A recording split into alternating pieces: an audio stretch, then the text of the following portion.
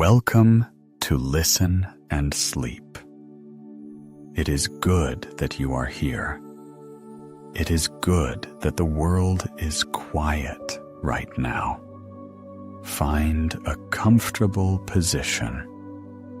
Let your body grow heavy. This evening belongs to you. We continue our journey through the world of ancient India. We have already heard of great teachers and silent ashrams, of meditation and the path of the body. Tonight, the conversation is a different kind, the most careful one we have had, and perhaps the most intimate. Because what we are about to explore is not somewhere far away, not in a library, not in a cave, not in a Sanskrit manuscript. It is in you, right now, while you lie in the dark.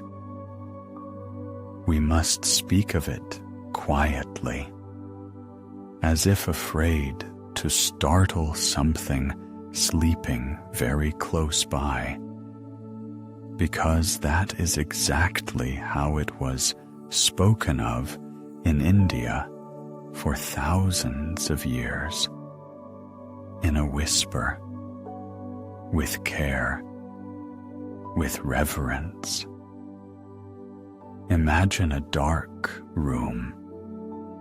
Not this one, another, somewhere deep inside you, at the very lowest point, where the spine meets the earth, where the body touches its own root. In that darkness, something rests, coiled, still, warm. It is not frightening. It is alive. The ancients described it as a serpent, coiled 3.5 times, head turned downward, body drawn into itself. She sleeps deeply, the way a serpent sleeps in the coldest part of winter, without movement, without sound, without desire.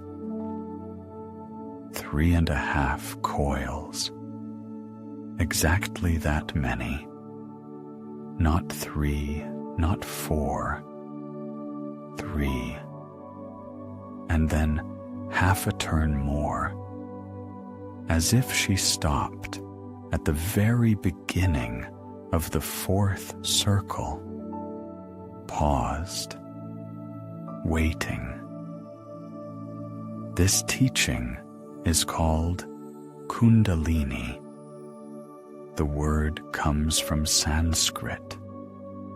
Kundal means a ring, a coil, an earring, the small spiral of metal worn in the ear, rounded, closed upon itself, compressed within. Kundalini is she who is coiled, she who is wound, she who holds all her power within herself without releasing it. Feminine, not by accident. In the Indian tradition, this force has always been feminine, living, warm, waiting for her hour. Tonight, we will speak of her, not of how to wake her, not of what to do with her power, but of what she actually is, where she came from in this teaching, why the sages spoke of her so quietly, and why she is in you. This is the most important thing to understand before anything else. Because Kundalini is one of the most mysterious teachings ever born in India. For centuries, it was not written down. It was passed only mouth to ear, from teacher to student, in silence, often without words at all. And when it finally appeared in texts, it appeared in allegory, in images, in hints understood only by those who already knew, and nearly impenetrable to those not yet ready. This was not capriciousness, not secrecy for its own sake. Behind that caution stood something real. Kundalini is an enormous force, so enormous it cannot be handled carelessly. But tonight is not about danger. Tonight is simply an introduction. Return to the image. Dark stillness within. The lowest point. There, coiled, sleeping. Millions of lives, the ancients said. She sleeps this way. In every being, in every body, unnoticed, unrecognized, unnamed. You can live an entire life without once thinking of her. She will still be here, doing her work, quietly, without recognition, the way the root of a tree does its work, deep underground, where no one looks. This is her ordinary state, to sleep.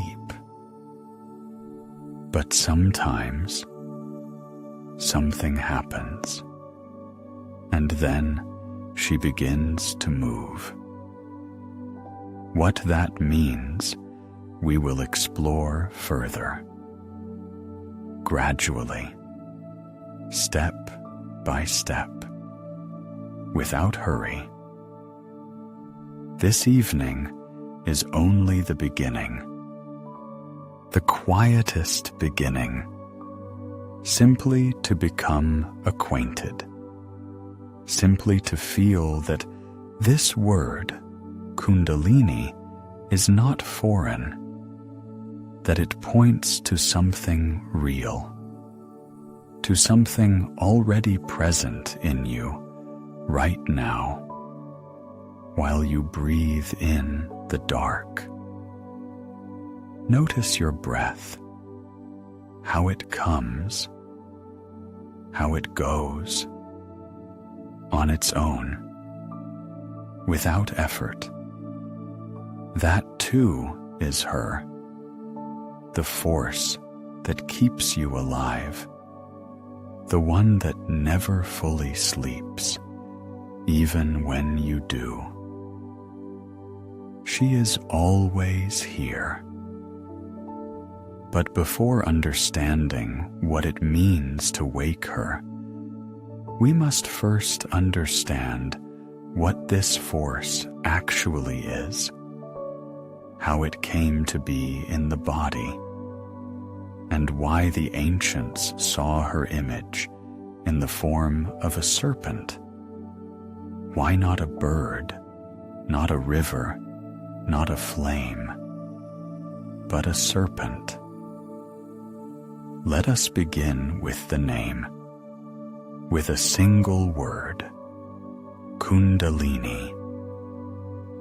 Its root in Sanskrit is kundal, a ring, a coil, sometimes translated as an earring, the kind worn in the ear, tracing a small circle in the air, coiled, closed within itself. And so is the force that bears this name, not sharp, not straight, not directed outward. She is round, twisted, compressed into a ring. In Sanskrit, the word is feminine, and this is not accident, not a grammatical convention.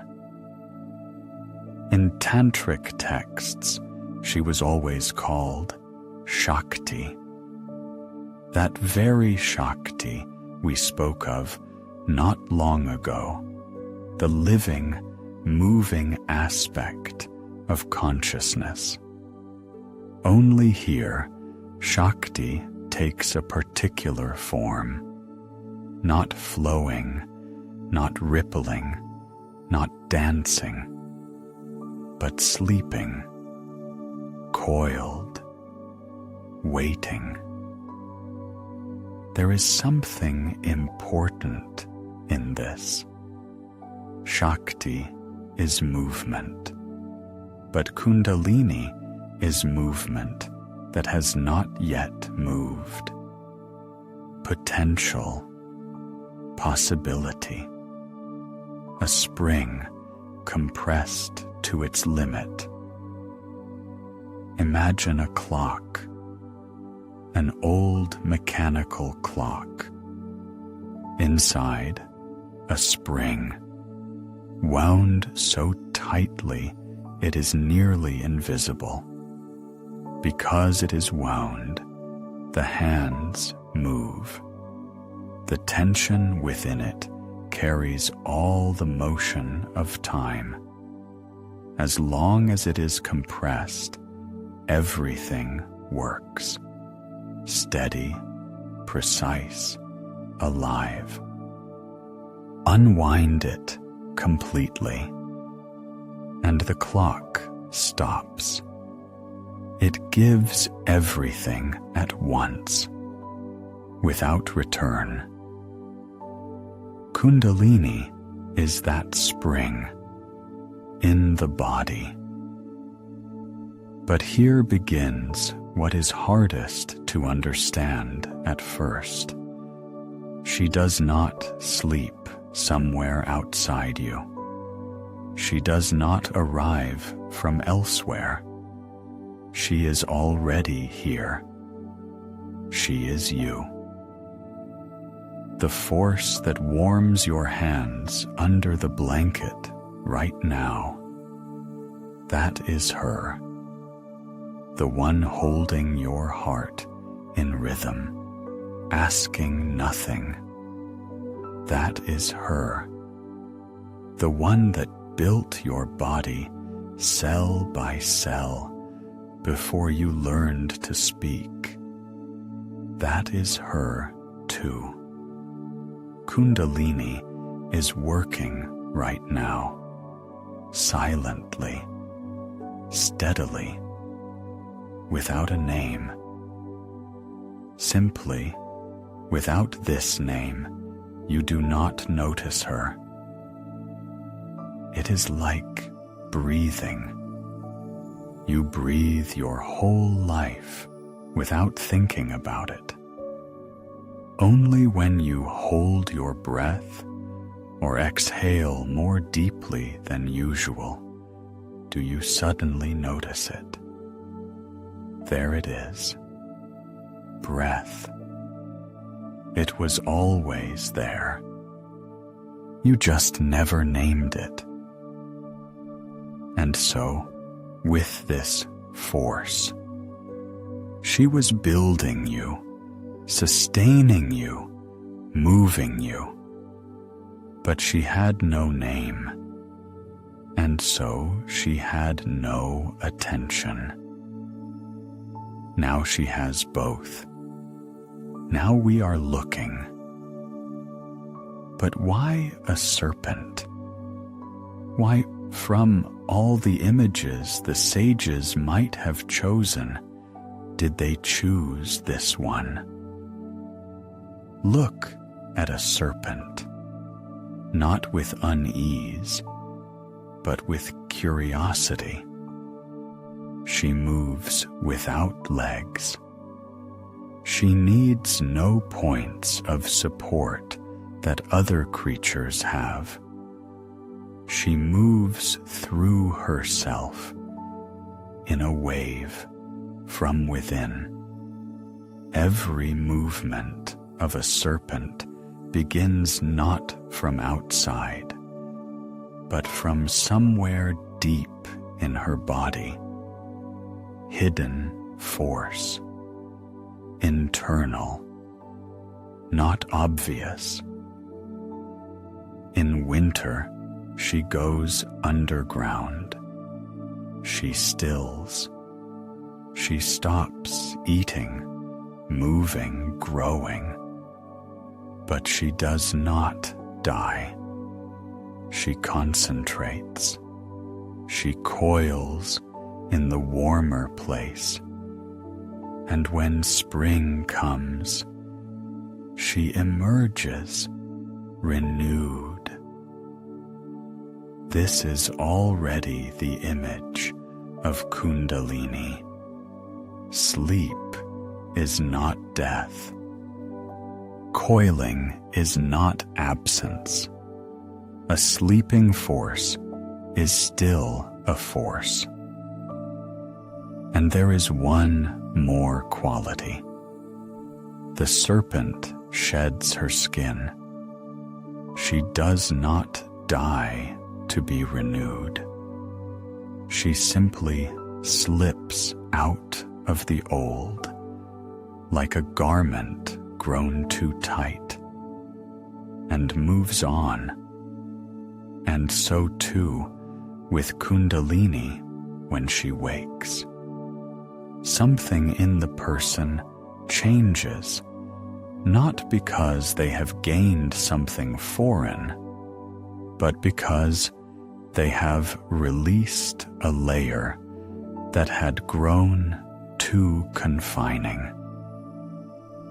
In the Indian tradition, serpents are also nagas, beings living between worlds, guardians of water, of underground springs, of knowledge that does not lie on the surface.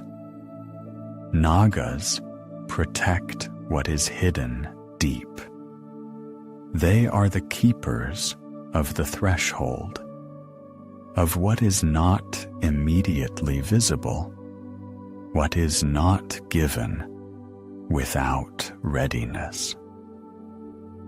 Kundalini, too, is something that lives on the threshold, between the ordinary and the extraordinary, between what you know about yourself and what you have not yet seen.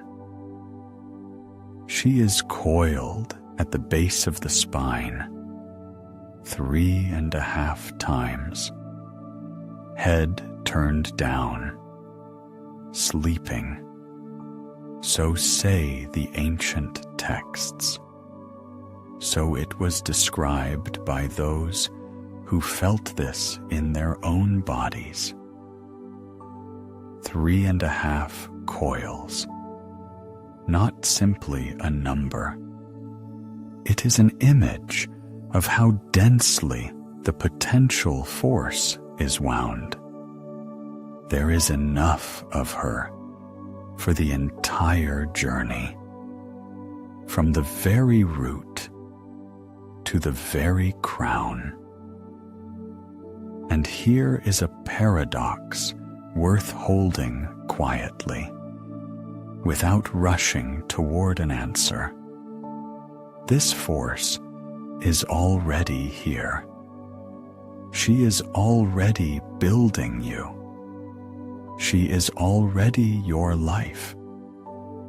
But you do not notice her.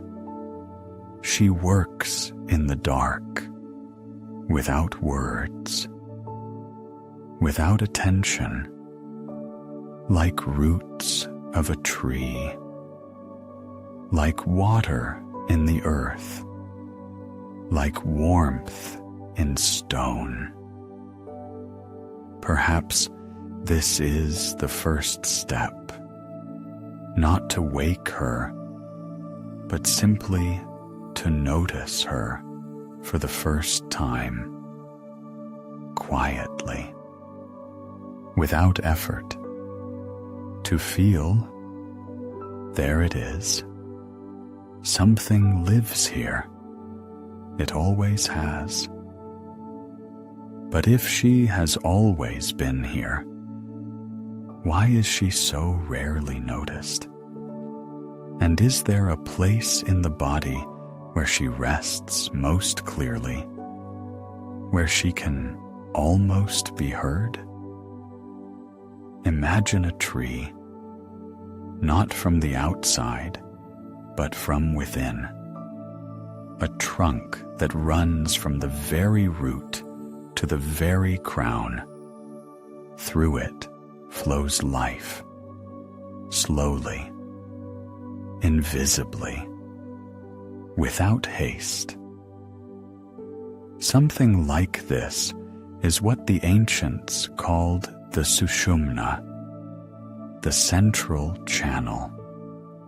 It runs from the very base of the spine, from where the serpent lies coiled, up to the crown of the head, to where the head meets the sky.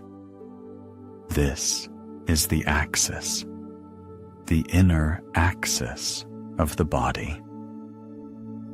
On either side of this trunk run two other streams, Ida and Pingala. You may have met these names before when we spoke of Hatha. They were there.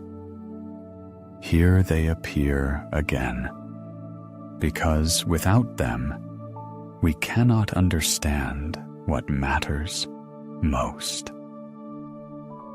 Ida is the left, lunar, quiet and cool, like night air. It is connected to what is within, to stillness, to shadow, to rest, to movement inward. Pingala is the right, solar, warm, active, bright.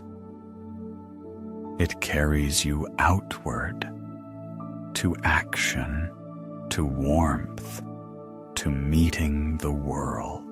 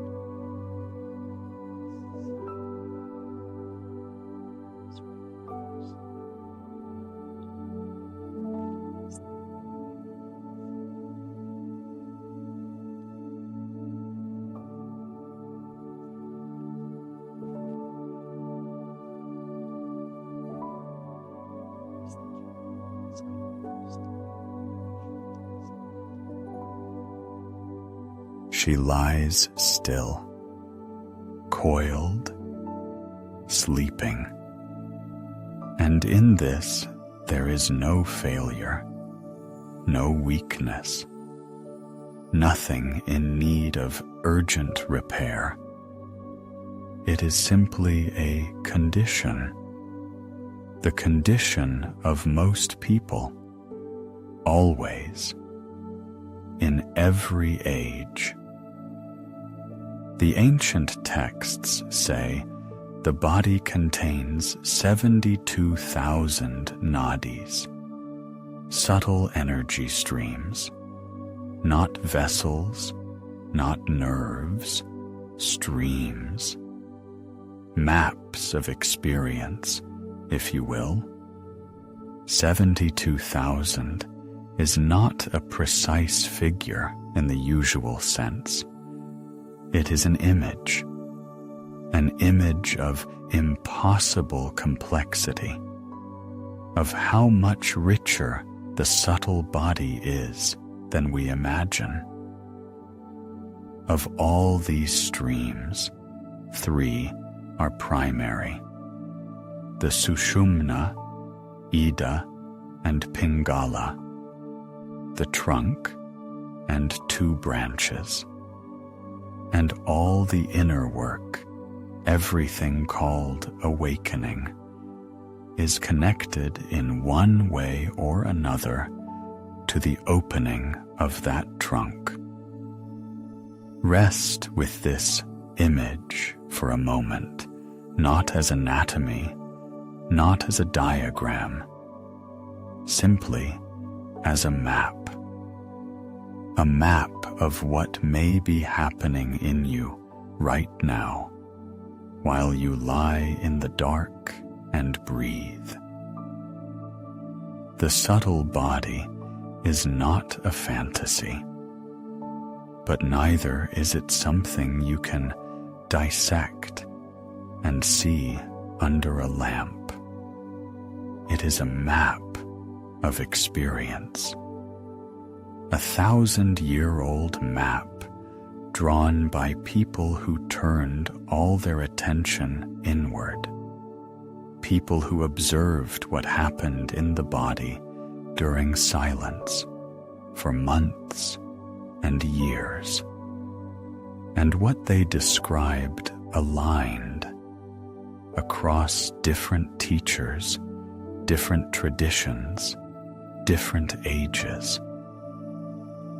This does not prove the map is exact, but it suggests the map is alive, that something in it holds, that it has helped many people give words to what otherwise has none.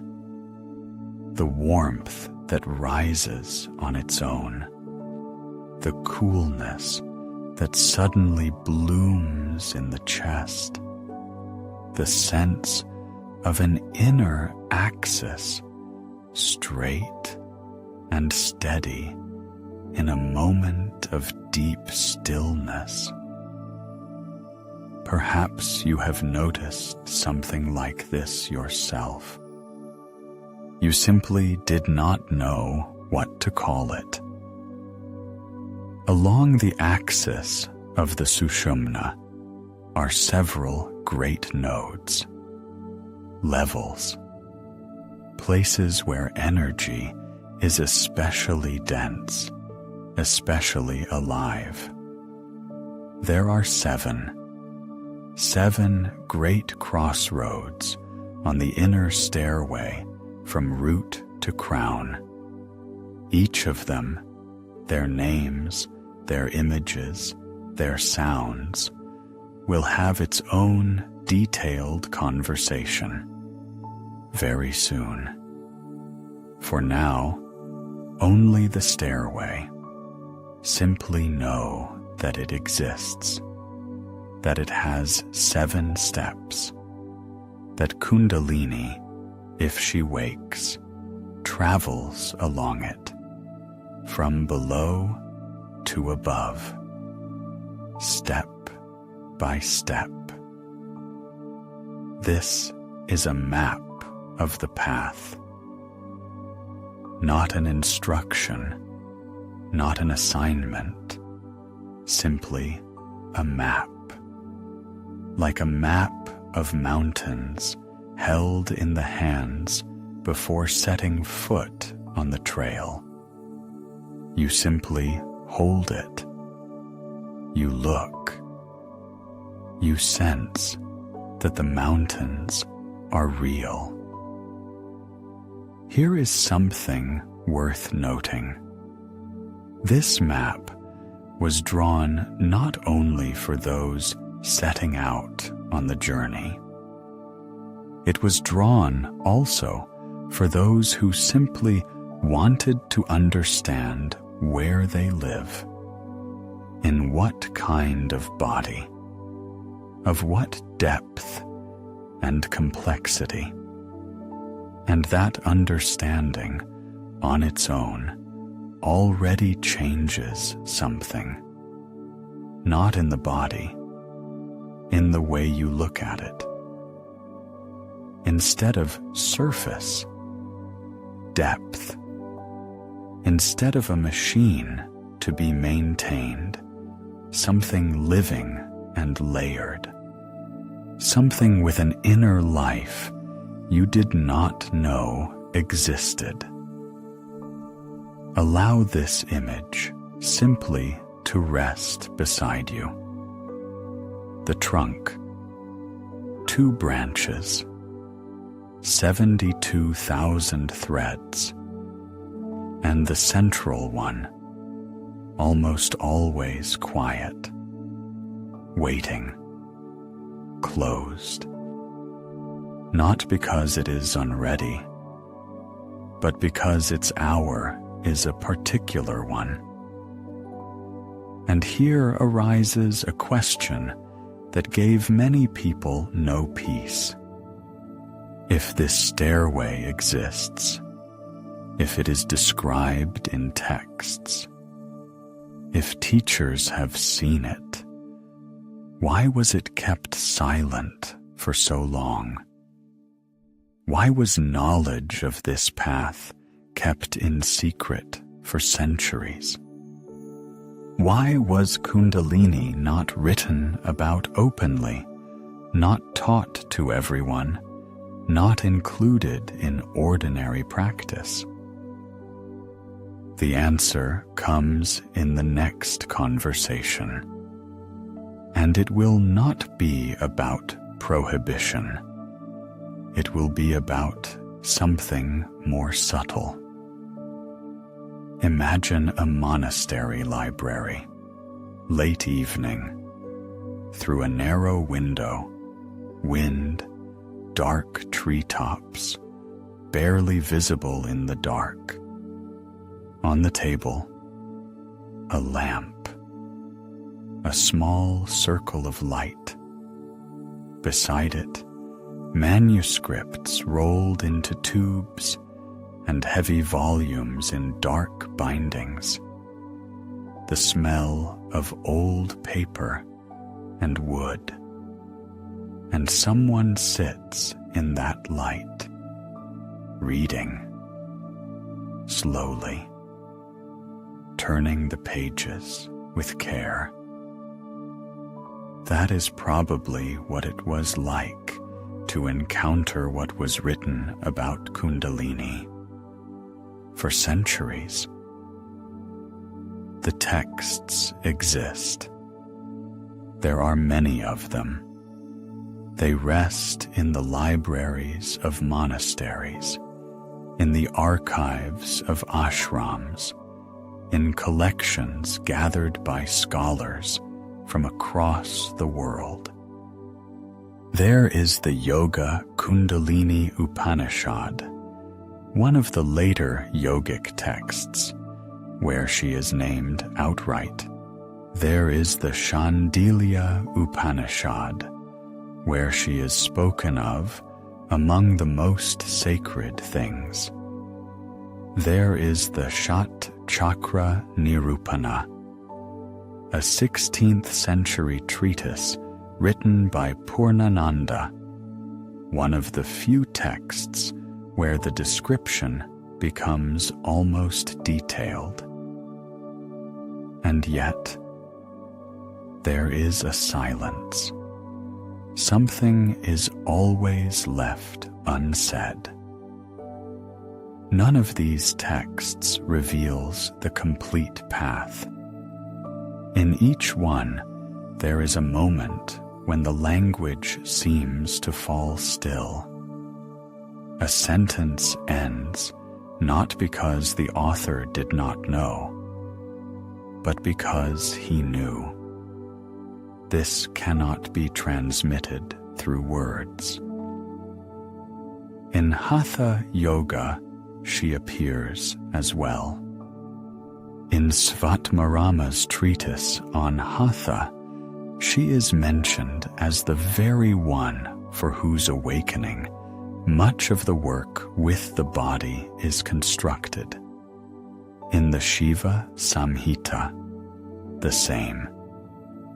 The lineage of the Nathas and Hatha Yoga, which we have spoken of separately, is in many ways a path toward her, not past her. In Tantra, in the work of Abhinavagupta, the great Kashmiri master who lived 1,000 years ago, she appears at the very center of his system, not as a technique, as an understanding of what exactly moves when consciousness returns to itself. That tradition, too, had its own separate conversation. Here, only an echo. And one other quiet encounter. The careful, slow work along the spine, like the movement of water underground, has already been mentioned. She is its close relative, but more gentle, more gradual. If that practice is the quiet smoothing, then Kundalini is what is being smoothed, the one who lives within. Texts are maps, detailed, beautiful maps, but in each one place without a marking, without a scale, without a name. And that is precisely where the most important thing is. Imagine a recipe, written in the hand of an experienced cook. The list of ingredients is exact. The sequence of steps is thorough. But one line is missing. The line about temperature, about what the flame should look like. Not too strong, not too weak. One who knows will feel it by the smell, by the sound of oil in the pan. One who does not know will burn everything. And so, in all these texts, the same answer at the end. Not a technique, not a formula. Words repeated again and again across the centuries. Go to a teacher. Not because the authors were secretive, not because they wished to keep knowledge behind a locked door, but because they understood there are things that cannot be transmitted through writing, that live only in a living encounter.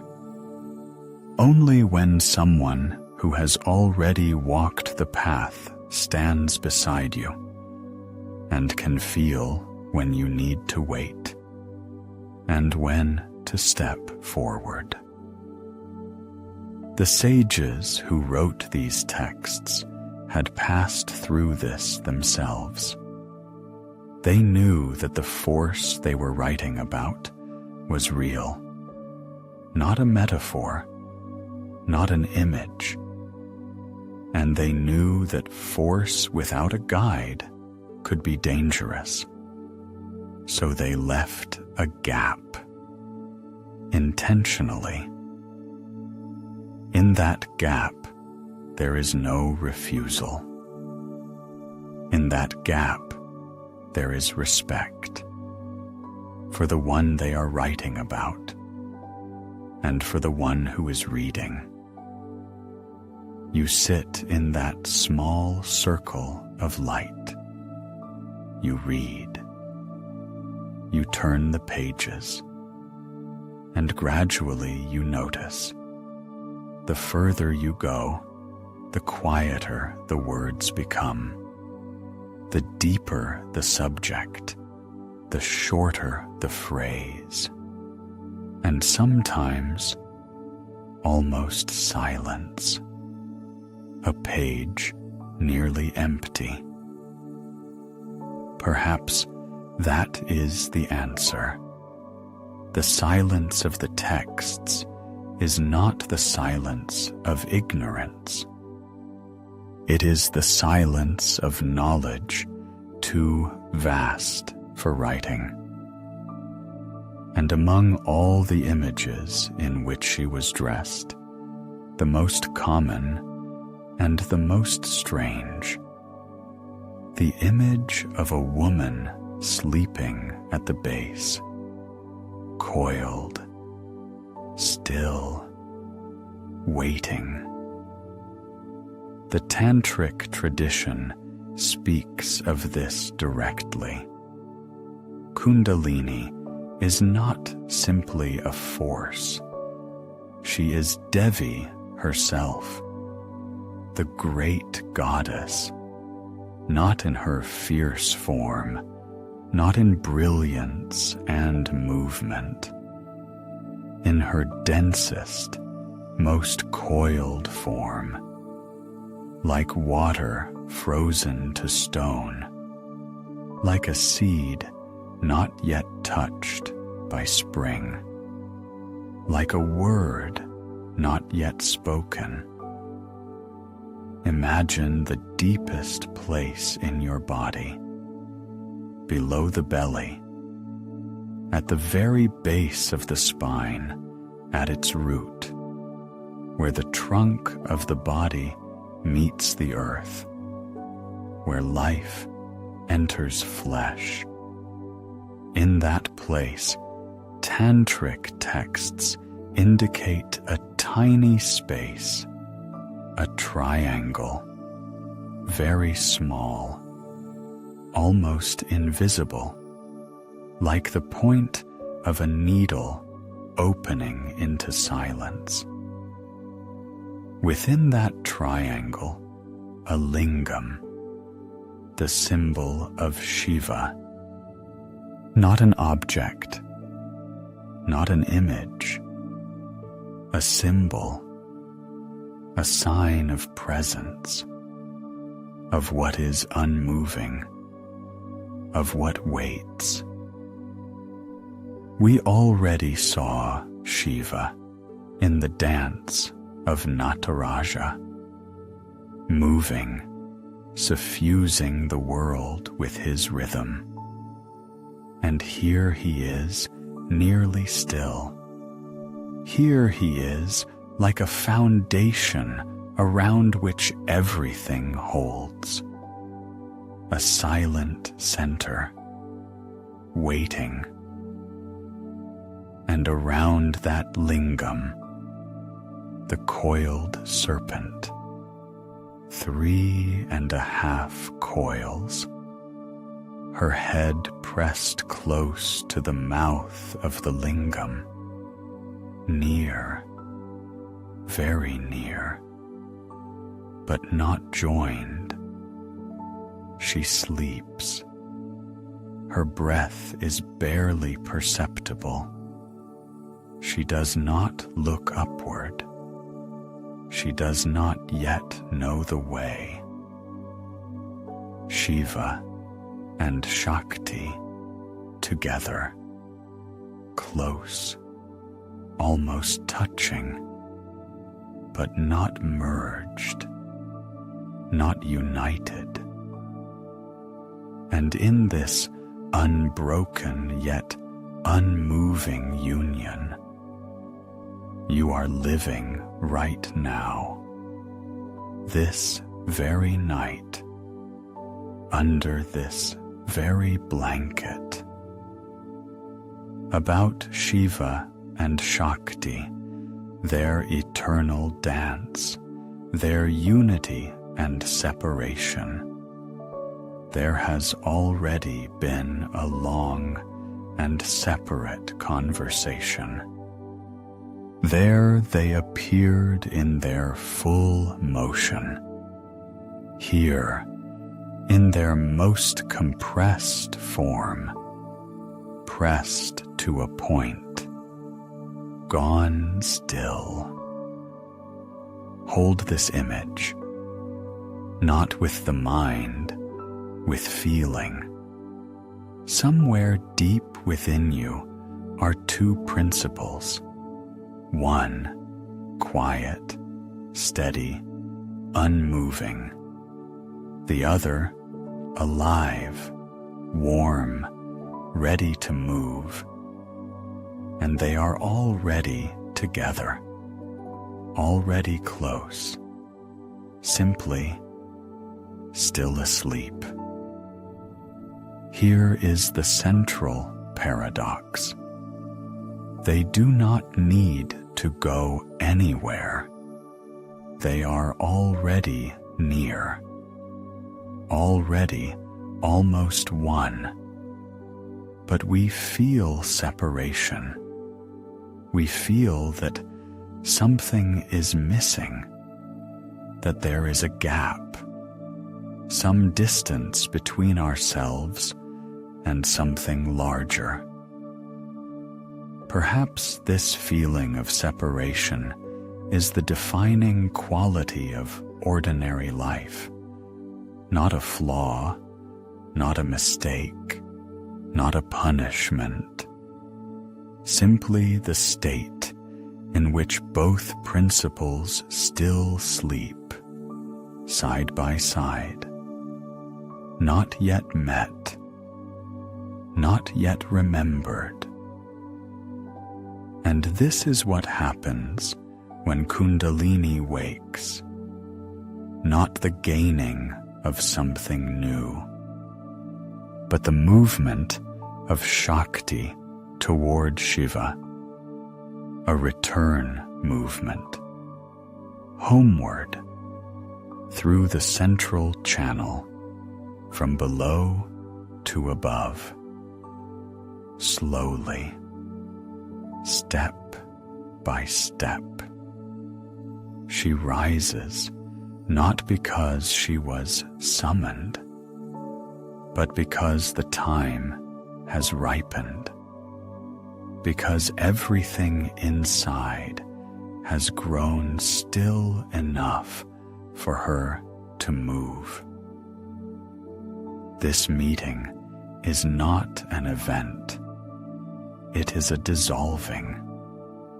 When she reaches the highest point, when Shakti touches Shiva, what seemed divided remembers its unity. And the person in whose body this happens finds themselves beyond words, where there is no longer a me and a that. There is only one. But while she sleeps, this force is not idle. She works, quietly, steadily, unnoticed. She warms the body, She holds the heart in rhythm. She builds every cell, every breath, every night of sleep. She is what you call life, without thinking of who holds it. Feel this, not as a thought, as a sensation, right now, beneath your spine, a quiet, sleeping force. She asks nothing. She calls to no one. She simply is. And from her comes warmth. That very warmth you feel in your body when you lie peacefully in the dark. That is her. She does not need to be sought, does not need to be summoned, does not need to be hurried. She is here. She was always here. You simply rarely look toward where she sleeps. Normally, you look outward, toward words, toward tasks, toward tomorrow, and she is at the root, in the silence. Tantra says, this very knowing is already a meeting. When you turn your attention toward the place where she is coiled, something in her stirs slightly, not waking, simply hearing and responding with the same warmth you already feel. Buddhists speak of the Buddha nature within every being. It sleeps, but it is there. The Indian tradition says the same in different words.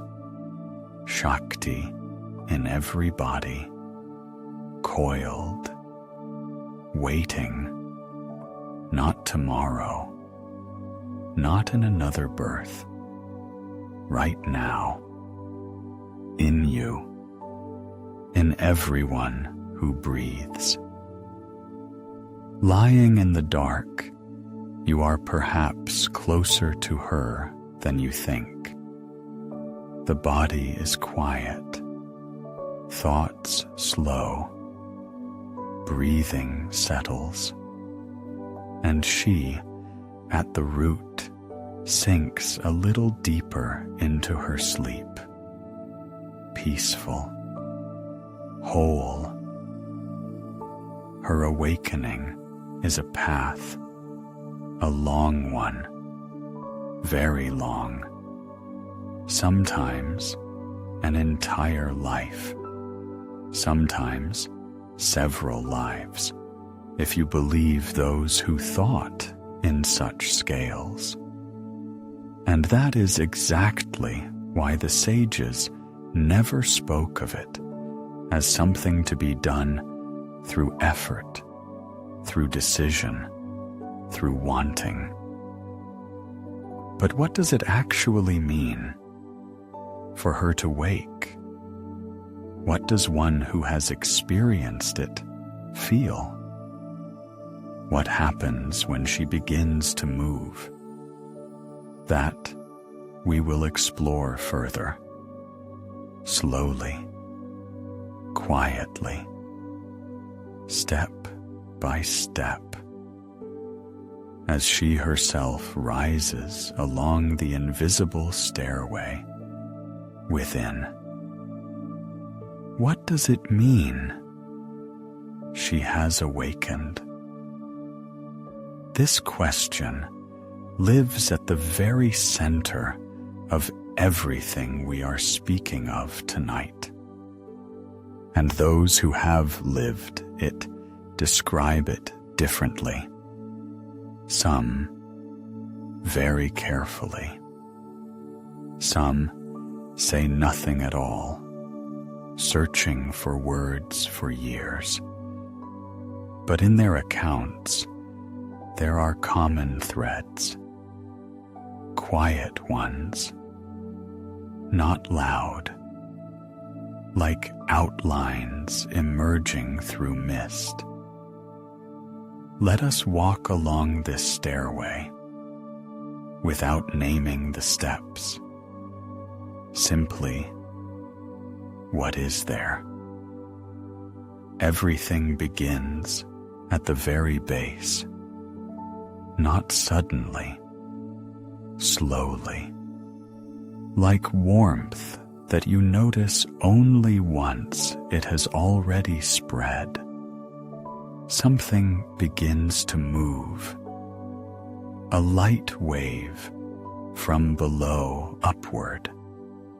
Sometimes a barely perceptible trembling, as if a living thread tautened and came to life.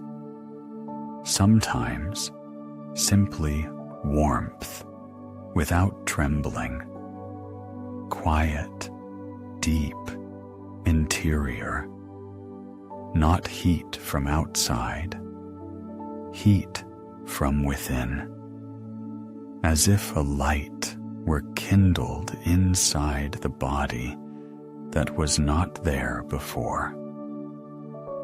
And this wave rises, slowly, step by step. The first place it pauses is somewhere in the lower part of the body.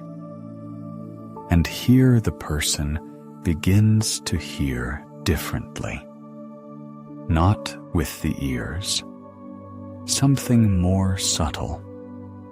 The body becomes sensitive to what used to pass straight through. Fears that lived in the belly for years suddenly surface, not as terror, as form, as awareness of what was there. And strangely, the moment you see them, the fear loses its hold, not because it is driven away, but because it is finally noticed. This is the first thing practitioners speak of, not light and not bliss, an encounter with what had accumulated. Then the wave goes higher, the middle of the body, the belly, the solar plexus. And here, something different, strength, not aggression, strength exactly, like earth beneath your feet, a steadiness that was lacking before. The person notices they are less shaken by other people's words, less dependent on other people's opinions. Something takes root. The trunk grows firmer. The wave continues, higher, to the chest. And here, something else entirely. Love arrives, not the kind known from childhood. Attachment, tenderness, need for another. A different love, without an object, simply a state, like air carrying you. Practitioners describe it as a warmth in the chest that does not fade, as if the heart opened on its own, without reason, without cause, without a gesture in return. And the person needs nothing. They are already full. This is a strange description, but it repeats again and again in people of different cultures, different ages, different languages. Imagine walking down an ordinary street. You see a stranger, and suddenly a quiet wave of warmth, not being in love, not pity, simply the feeling that this person is close to you, though you are seeing them for the first time. Some call this the state of the heart opened downward and upward at once. Then, the throat. Here, something is born that connects both voice and silence. Words begin to weigh differently. Sometimes the desire to speak unnecessarily falls away, not from quietness, from precision. Every word is like a stone dropped into still water. You hear the circles spreading, and you prefer to say less, but more truly. At one of the steps of this path, something is heard that was never heard before.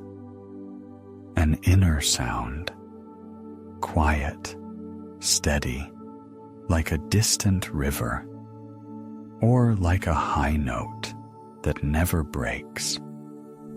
The tradition calls this nada, the unstruck sound, the vibration that existed before words. At another step, the unmoving becomes visible, not images, not dreams, the stillness itself. Things that seemed solid and fixed suddenly begin to glow from within. A table, a wall, a palm, and behind their surface, something shimmers, something without form, but present. And when the wave reaches the crown, the highest point of the axis, something happens for which language has almost no words. The boundary of self dissolves, does not disappear, dissolves, like salt in water. The salt is still there. The water is still there. But there is no longer an in-between. The person describes it as, I was and I am. But I is no longer a wall. I has become a door or a window through which everything, imagine this stairway as a line inside the body, from the very base to the very crown, a white, luminous line, like the Milky Way, only not outside, not in the night sky, but inside, in you, in this quiet vertical. Right now, while you lie and listen, this axis exists. Invisible, silent, alive. The ascent is never the same for any two people. For some, it is a moment, a bright flash, and then a long unfolding of what occurred.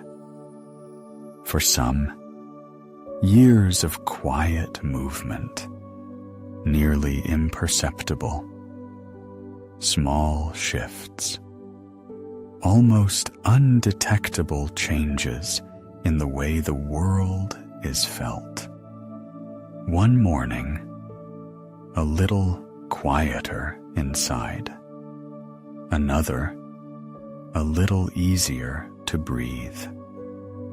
A third, someone is unkind to you, and you do not react, and you are surprised yourself. Where did this calm come from? For some, the wave rises and falls again and again, for years, higher then lower, like the tide, like breath, inhale and exhale, only stretched across months. And this too is a path, not a mistake, not incompleteness. This is how it is for most. Not every ascent is complete. More often it pauses at some point, but even from there it illuminates, downward and upward. What was becomes clearer. What is ahead seems less daunting.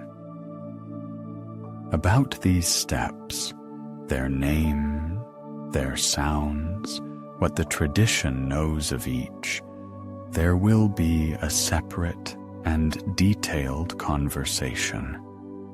It is ahead.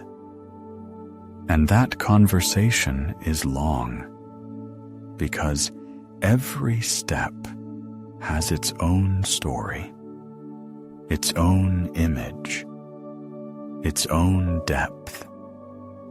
For now, only the stairway, only its outlines in the dark. But consider this.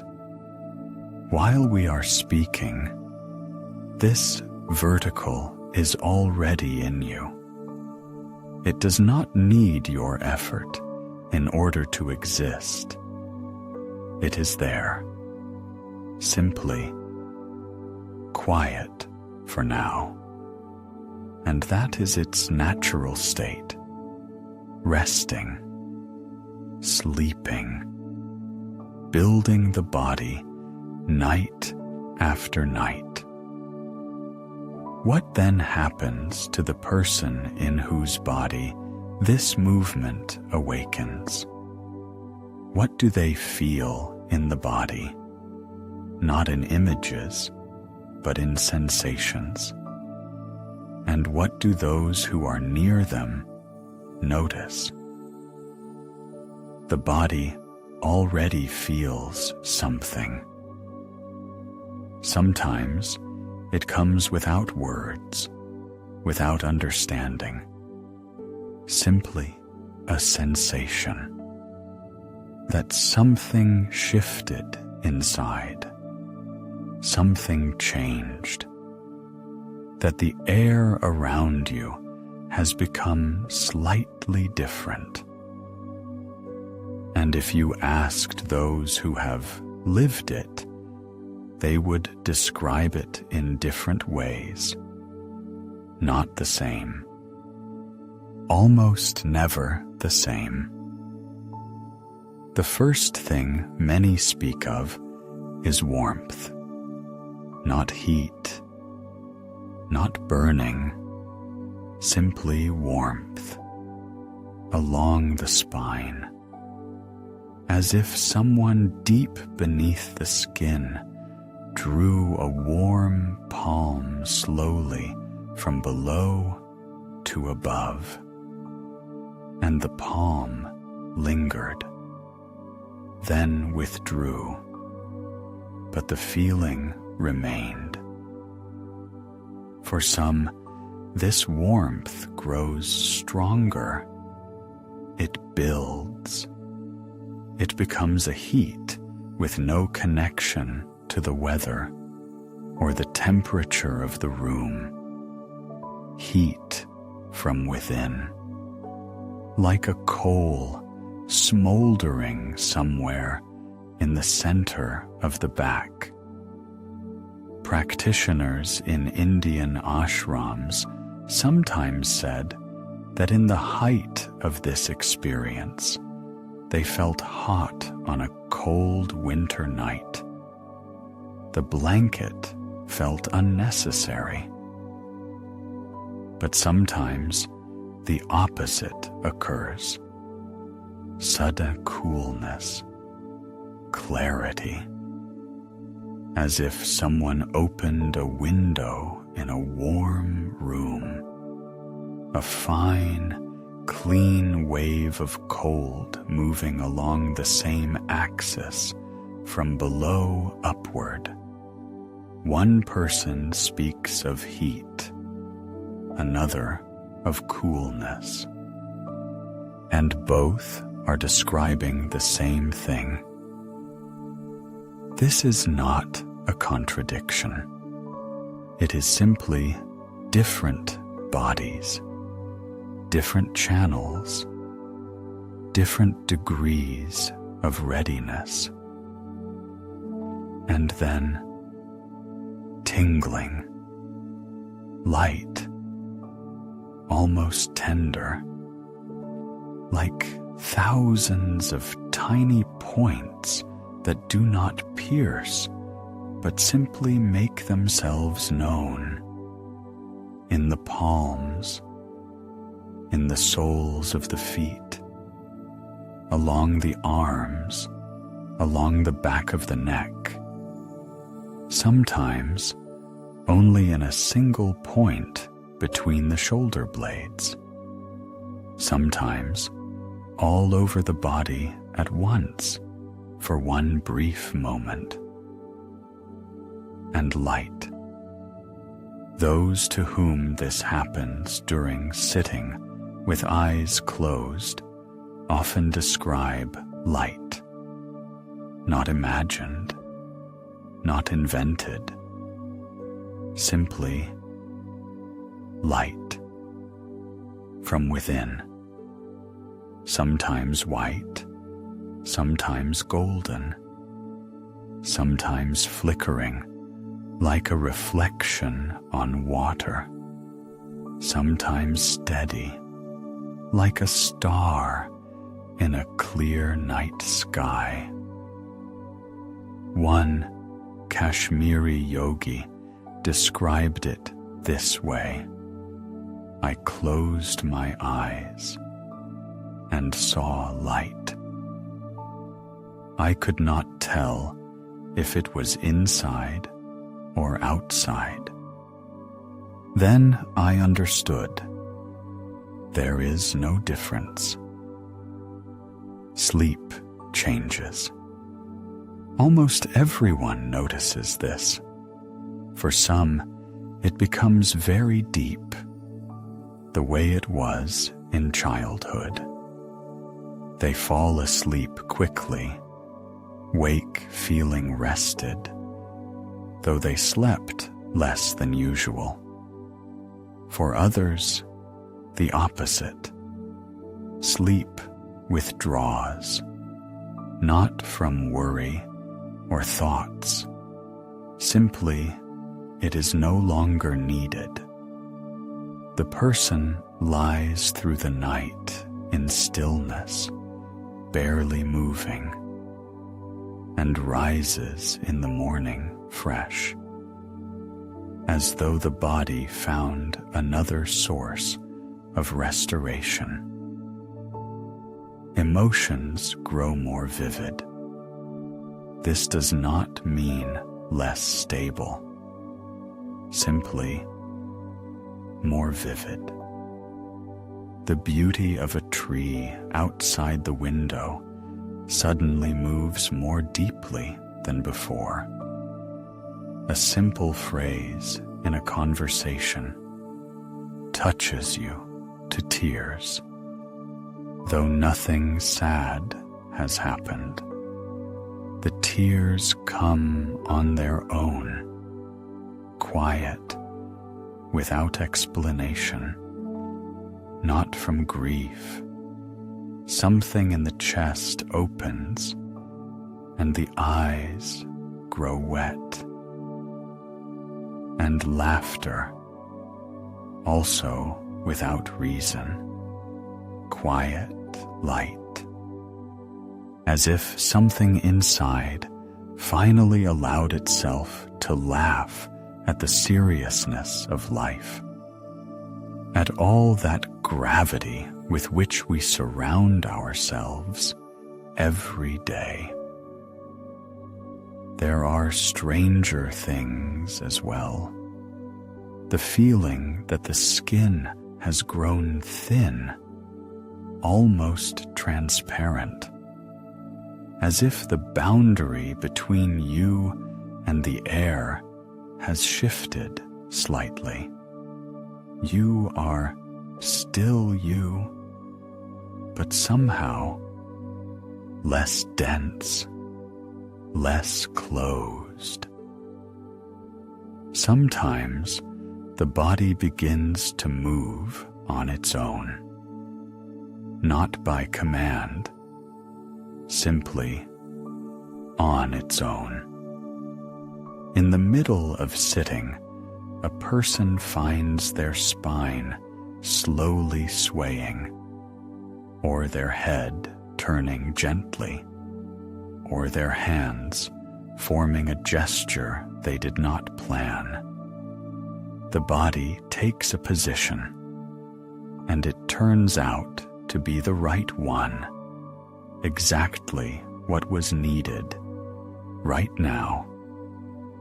The hands know where to rest. The breath finds its own rhythm.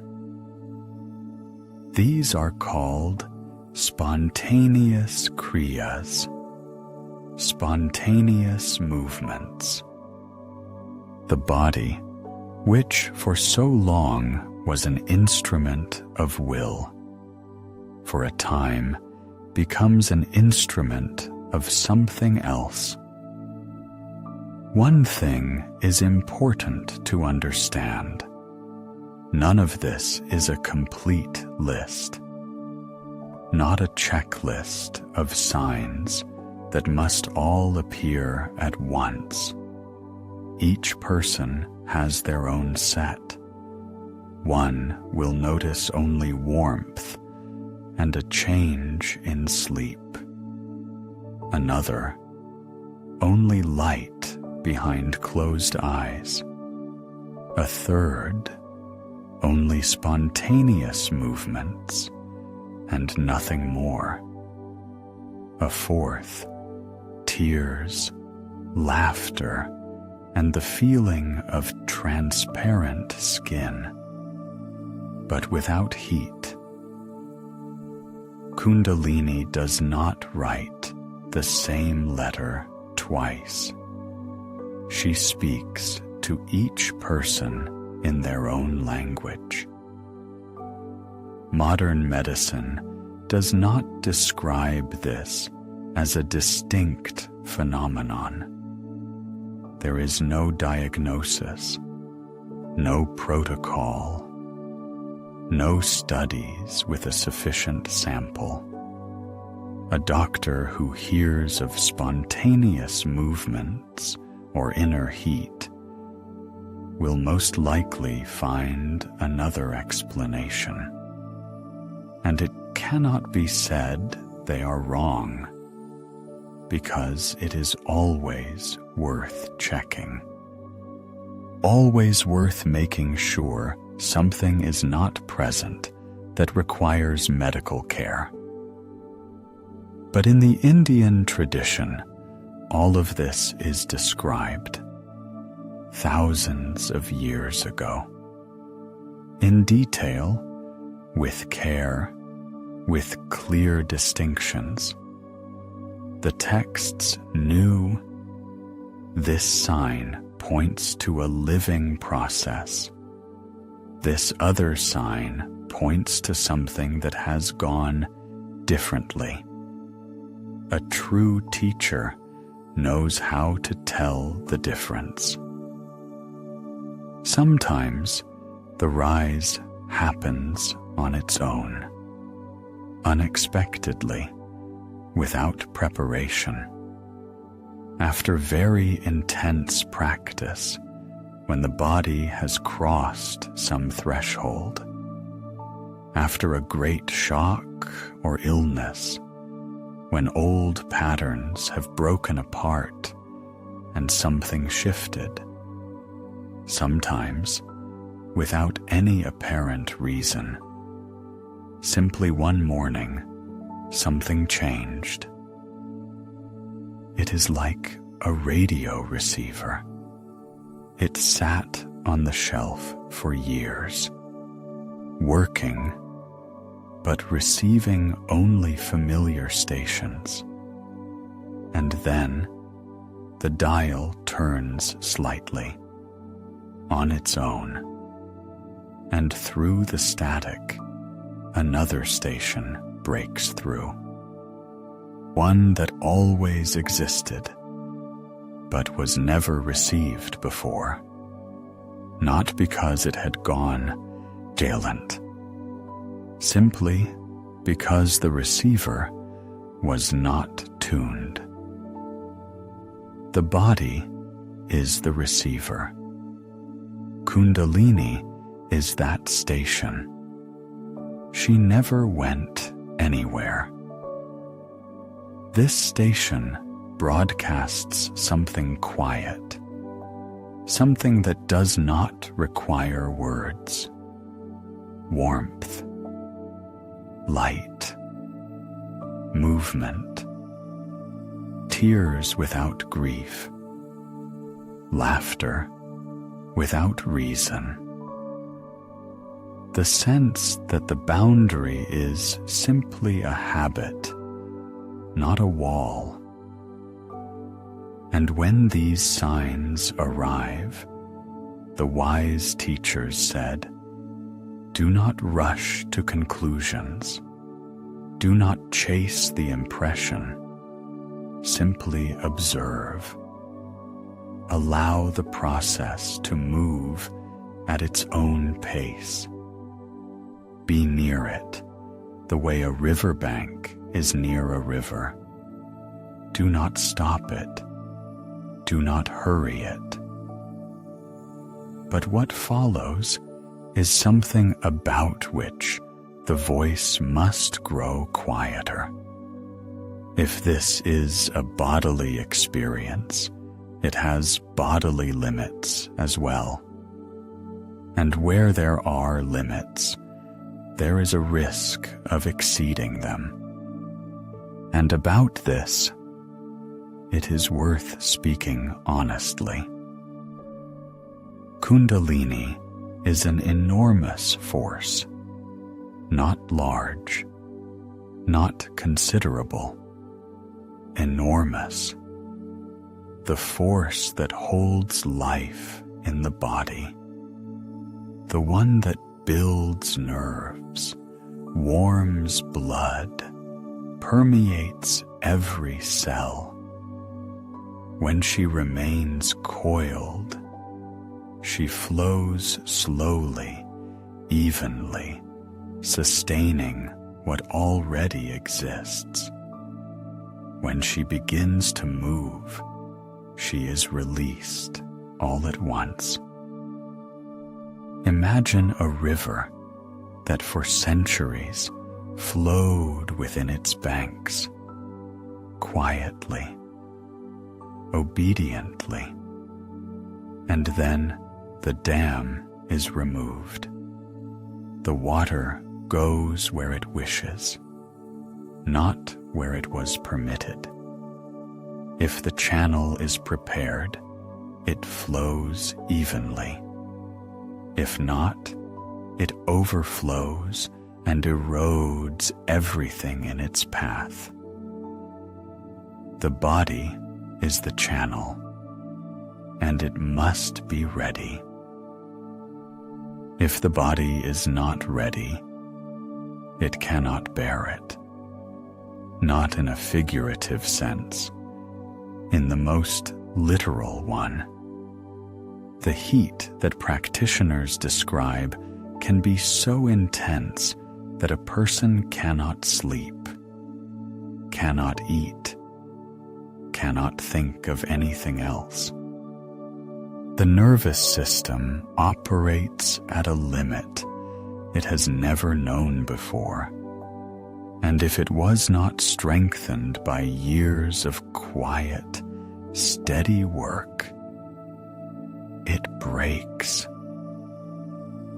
This is exactly why the ancients required one thing first of the practitioner: a moral foundation, not as moralism, as a foundation. There has already been a separate, detailed conversation about this, about the 8 steps and the 2 that come first. They are not first by accident. Without them, nothing above holds. Then, the body. Long work with breath, with posture, with strength and softness. We have already spoken of how the nathas shaped hatha for exactly this purpose. The body as a vessel that must be made strong enough to hold what enters. But not only the body. If the mind is not clear, Kundalini amplifies what is in it.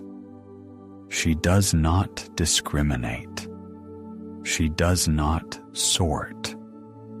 She simply amplifies. If fears live in the mind, they grow louder. If there are obsessive thoughts, they begin to sound like thunder. If pride, ambition, unfulfilled desires are present, all of this ignites, flares, takes over. The person believes they are experiencing an awakening. In reality, they are experiencing an amplified version of themselves. And this is very difficult. This is not fantasy. This is not frightening tales. Swami Satyananda Saraswati, who created one of the clearest and most systematic schools of work with this force, wrote about it directly. In the ashrams, he saw people whose awakening had not gone as it should. They were cared for months, sometimes years. Special practices, diet, the constant presence of an experienced teacher. All of this was needed for the person to return to balance. Gopi Krishna wrote of this as well. He passed through it himself, not in an ashram, not under the guidance of a teacher, alone. And he did not hide how difficult it was. Particular care is needed where there is psychological fragility, where a person is prone to anxiety, to sharp swings of mood, to states that are difficult to manage. Kundalini does not heal that fragility. She meets it and multiplies it many times over. And what was once manageable becomes unmanageable. This is important to say, quietly but clearly. Imagine a very powerful truck, heavy, reliable, capable of hauling an enormous load. But it should not be in the hands of someone who has never sat at the wheel.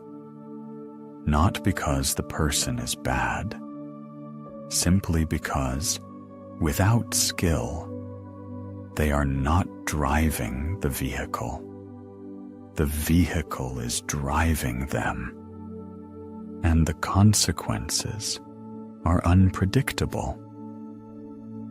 This is exactly why all serious traditions insisted on one thing: a teacher, on diksha, initiation, which meant not merely a ritual, but a real assessment. The teacher watched the student for a long time, for years. He watched how stable the student was, how honest with themselves, how capable of bearing what was coming, and only then offered the key. This sounds archaic. It sounds like another world. But beneath that archaism lives a very real wisdom, not rules for rules' sake, care for the person. Today, that world has changed. Seminars have appeared that promise Kundalini awakening in a single day, sometimes in a weekend. Groups gather, techniques are applied, something happens, something perhaps real. But the responsibility of the one leading in such moments is enormous, because they are opening something they do not know how to close, and the participant risks meeting something they were not ready for. This does not mean never. This does not mean impossible. It means slowly, with discernment, with attention to who is guiding, with an honest look at one's own state. Without preparation, it is better not to hurry. Simply live, breathe evenly, sleep deeply. Do what strengthens, not what agitates. In time, it will ripen on its own. The sages said, "The seed knows its hour." Your task is to prepare the soil and wait without impatience. That is exactly why the ancients spoke of this in a whisper. not from fear, from respect, from the understanding that the force is real. And there was one man. He did not seek this. He did not attend seminars. He did not ask a teacher for initiation. He simply sat every morning and breathed for 12 years without interruption in a small room in Kashmir, alone in the morning silence. And on a winter morning in December of 1937, without warning, without preparation, without a teacher beside him, something woke. Srinagar in winter is a city that knows how to be silent. The mountains hold it from all sides, like cupped palms holding water. In December, the air above Dal Lake becomes something particular, thin, transparent to the point of dizziness. In the mornings, the lake is covered in a layer of mist, and the boats on the water are barely visible, as if drifting through a dream. In 1937, a man lived in this city whom no one considered a yogi. His name was Gopi Krishna, an ordinary civil servant, a husband, a father, a man who loved poetry and rose every morning before anyone else in the house. He rose not to make an impression, simply because it had become habit. A quiet room, a burning lamp, the posture he had chosen 12 years before. The same movements, the same minutes, 1 hour in silence while the family slept, and then an ordinary day. 12 years, every morning, without missing a day, without reward, without a teacher beside him. Gopi Krishna had not read texts about Kundalini, had not visited ashrams, had not sought awakening. He simply sat and held his attention quietly, patiently, like a person who waters the same tree in the courtyard every morning, out of habit. No one expected anything unusual to happen. And then came a December morning in 1937. He sat down as always, closed his eyes. It grew still. He began directing his attention to the center of his forehead, as he had done hundreds and thousands of times before.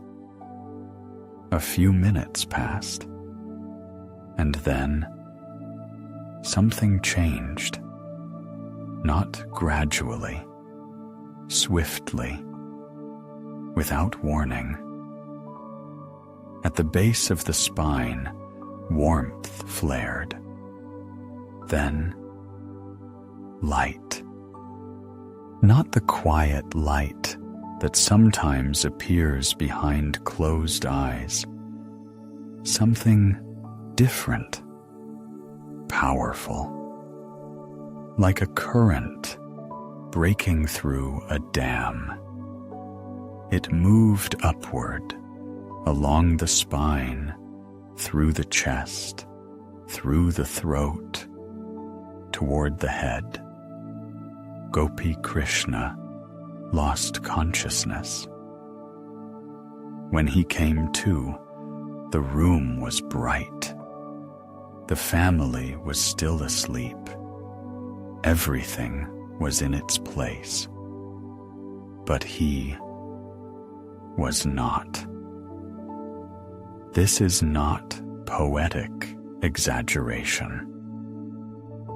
He left behind diaries, detailed, honest, written without any desire to impress. Later, they became a book, Kundalini, the evolutionary energy in man, one of the most unusual documentary records of what happens when the body is not ready for what is rising within it. The heat did not pass, not after an hour, not after a day. Something burned inside with such force that he could not eat normally, could not sleep. Sounds in his head, strange, pulsing, sometimes quiet, sometimes deafening.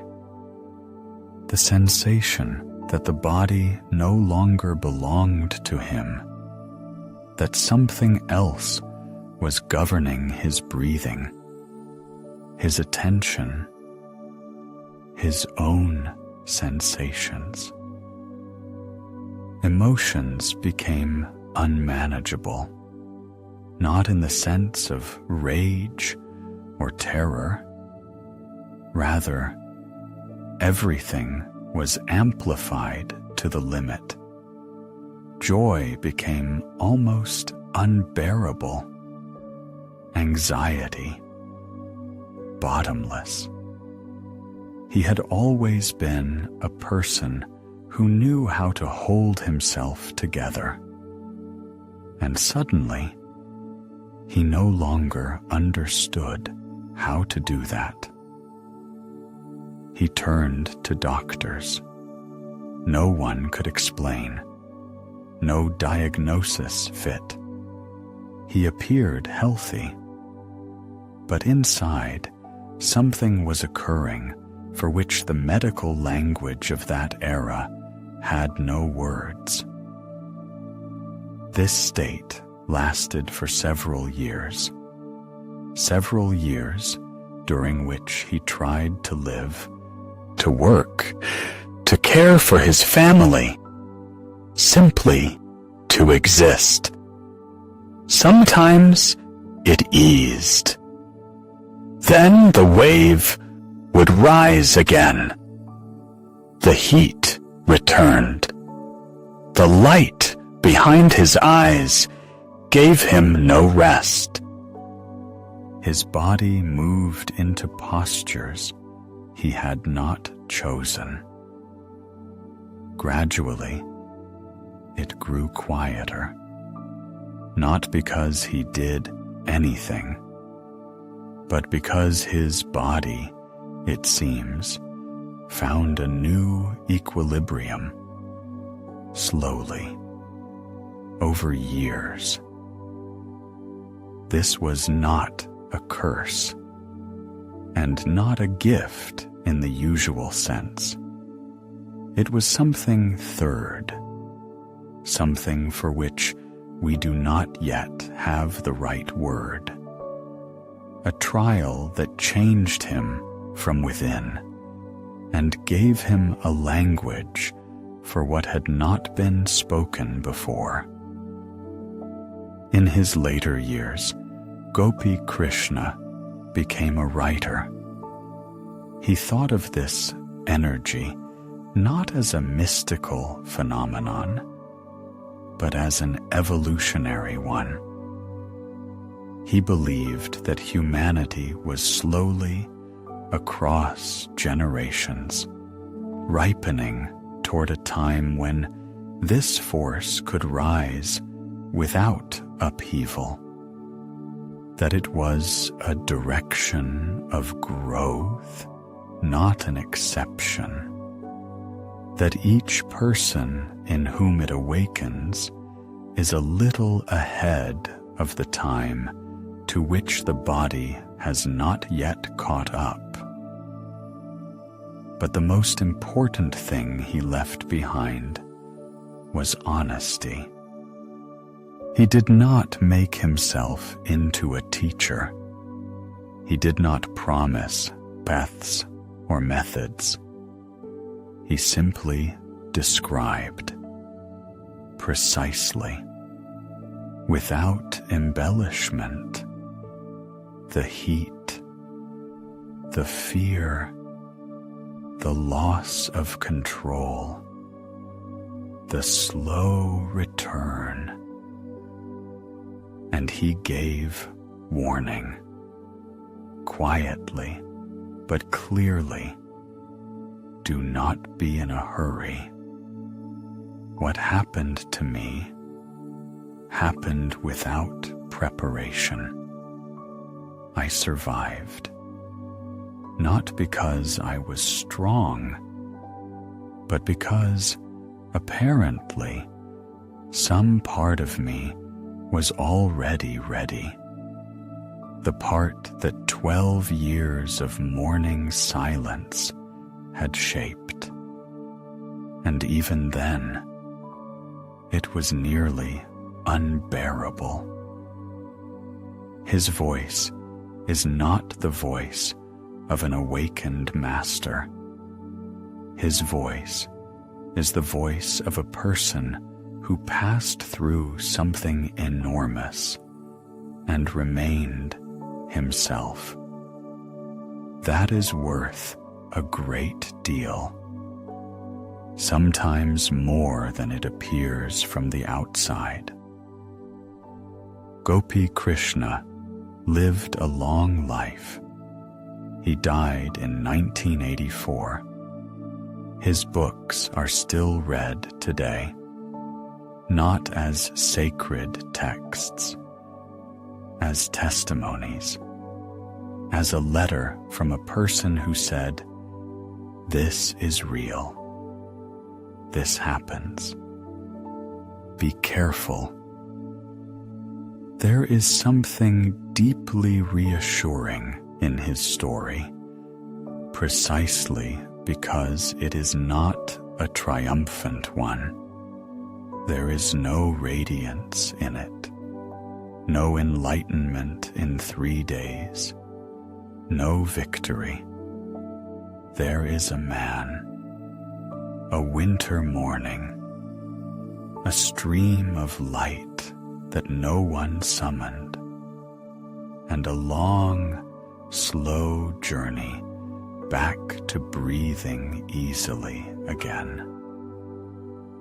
If Kundalini can wake on her own, in an ordinary person, without an ashram, without a teacher, after 12 years of quiet morning practice, then perhaps there is a logic in this, a wisdom not immediately seen.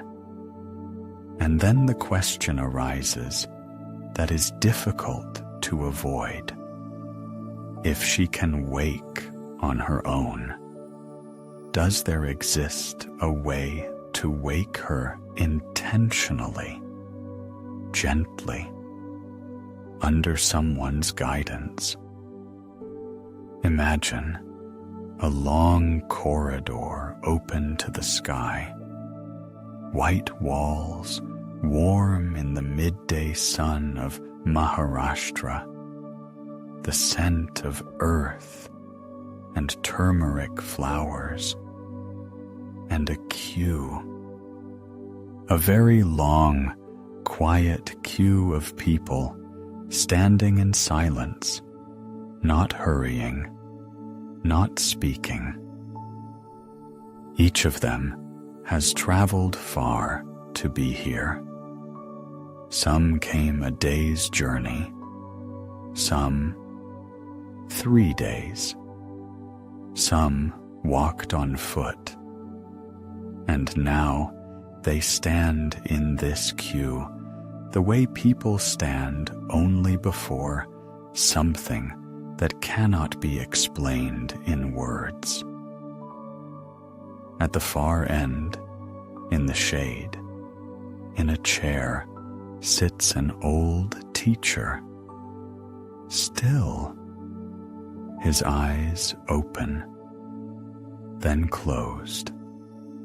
Around him, not the solemnity of a temple, but a silence resembling what exists before dawn, dense, alive.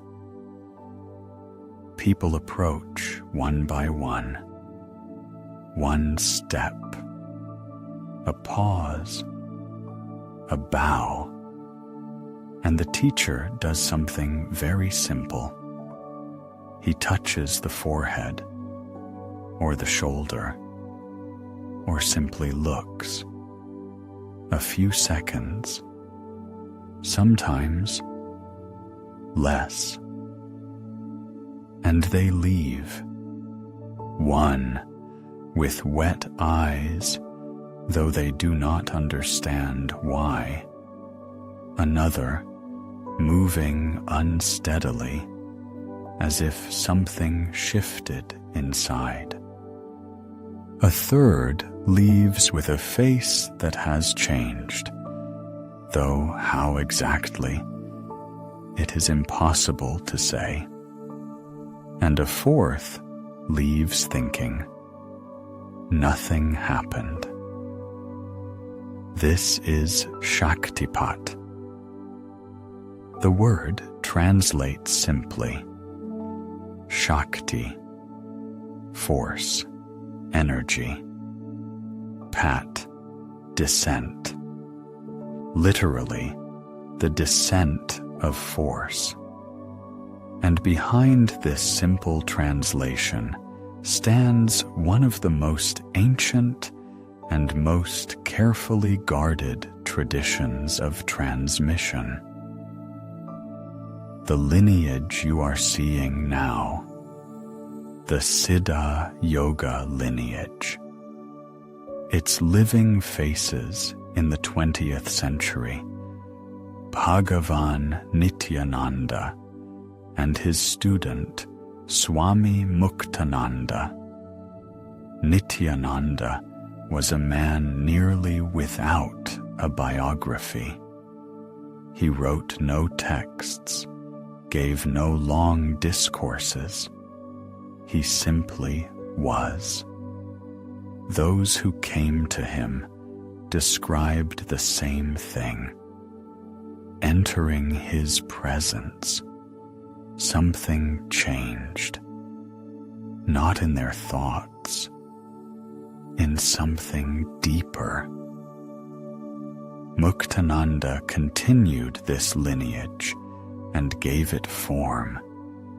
He traveled the world, founded ashrams, received thousands of people, and transmitted to them what he himself had received from his teacher. But what exactly is transmitted? Here everything becomes more subtle. The teacher does not give away their own energy, does not spend themselves, does not pour something from their own supply into another vessel. That is not how it works. Remember the image of a candle. One candle lights another. The flame in the first does not diminish. It is not depleted. It simply touches. And what was already in the other candle, ready to ignite, ignites. Not from a foreign flame, from its own. But that own flame needed a first touching fire. And so, with Shaktipat, the teacher does not give the student something they do not have. He ignites what is already in them. Kundalini in the student is already sleeping. She is always there. The question is not whether she exists. The question is whether she is ready to receive a touch, and whether the student is ready for what comes after. That is why not everyone who stands in that queue will feel the same thing. Some, nothing. And this does not mean the teacher passed them by. It means the soil is not yet ready. The seed fell. It is there, but it will sprout later. Sometimes, years later. This is not magic, not suggestion, not hypnosis. This word is worth saying aloud, because the modern person is accustomed to dividing the world into what is understandable and what is suspicious. And Shaktipat often falls into the second category. But in the Indian tradition, this is described as a technology of consciousness, not mysticism, but a method. Very ancient, very attentive to detail, demanding much from the teacher, their own purity, years of practice, living belonging to a lineage, demanding from the student openness and at least minimal preparation of body and mind. And here, the most serious warning. True lineages are few, very few. Teachers capable of genuine Shaktipat have always numbered only a handful in any given age.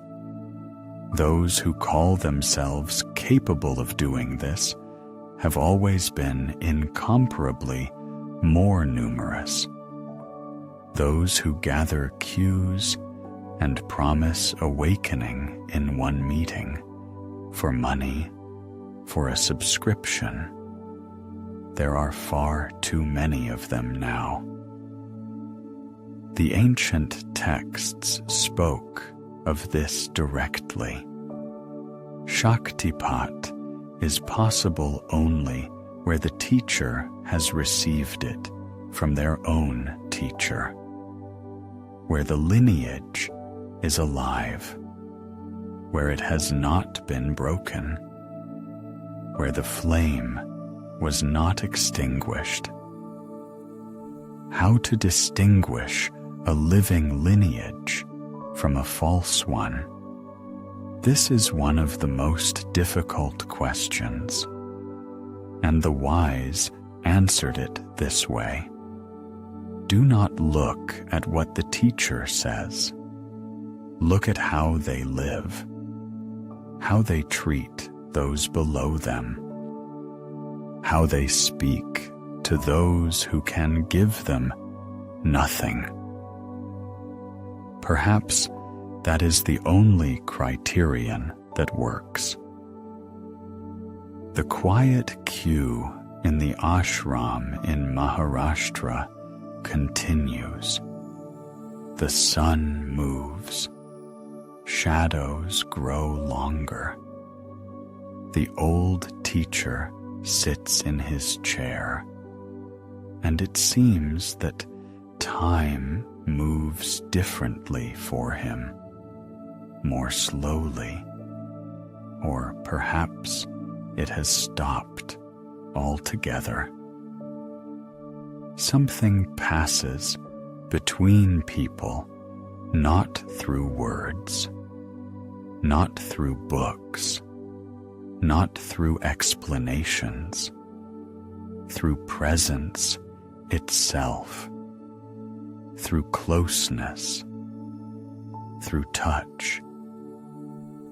This was known long before there were ashrams or books. One person sat beside another, and that was enough.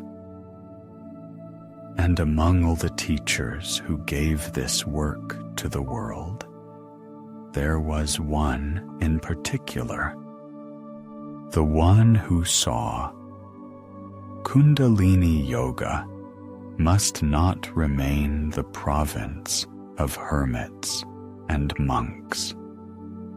It can become a system open to those who live in the world, to ordinary people, to you. There was one such teacher, quiet, methodical, patient, one who promised neither miracles nor a quick path. He promised something else, clarity and order.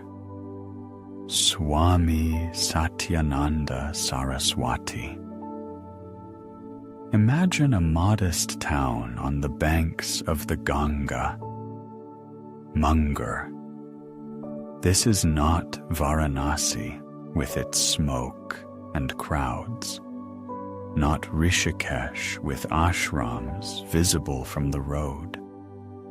Munger is quiet, almost forgotten. A long river, flat banks, unhurried life. The air here is heavy with heat and moisture. Palm trees near the water, the scent of river silt. In 1963, Satyananda came here. He was no longer young. Behind him, years of wandering, years of discipleship with Swami Sivananda in Rishikesh. His teacher had been both a great physician and a monk, a man who knew how to join tradition and life. Satyananda received from him the essential thing. Yoga must be for everyone, not only for those who have gone to the forest, for those who remain. He founded an ashram, white walls, simple copper vessels on shelves, wooden floors, well swept, windows looking out to the river. In the morning, a soft pink light entered and fell across the mats in the practice hall. This was not a palace, not a tourist destination. It was a place of learning, quiet, focused. And Satyananda began to do what no one before him had done so systematically. He described, clearly, without obscuring hints. His book, Kundalini Tantra, would become one of the most accessible works on this subject for many decades to come. Not because he simplified, but because he built, step by step, without gaps. But before speaking of awakening, he spoke of preparation, long preparation, patient, sometimes tedious. First, the body, the shat karmas. These are ancient cleansings, breathing practices, flushings, balancing techniques. The body must be a clean vessel before anything is poured in. Then, the asanas, not as gymnastics, as a way of smoothing the inner streams, releasing tension from places where it has accumulated over years. Then, pranayama, breathing that slowly, day by day, changes the quality of attention. He said, all of this requires years, not months. Years. Do not hurry. And only when the body has adapted, when the breath has grown steady, when the mind has learned to remain in one place, only then does work with the more subtle begin. This was a revolution, quiet, but real. Before him, Kundalini was spoken of either in monasteries or in closed ashrams for the few, or not spoken of at all. Satyananda opened the doors. Not wide, no, but slightly ajar. And through that opening stepped thousands of people living ordinary lives, with work, with family, with morning bustle and evening weariness. He told them, you do not need to go to the forest. You do not need to leave everything behind. Begin with small things, with the body, with the breath, with attention, and do this every day, patiently, without expectations.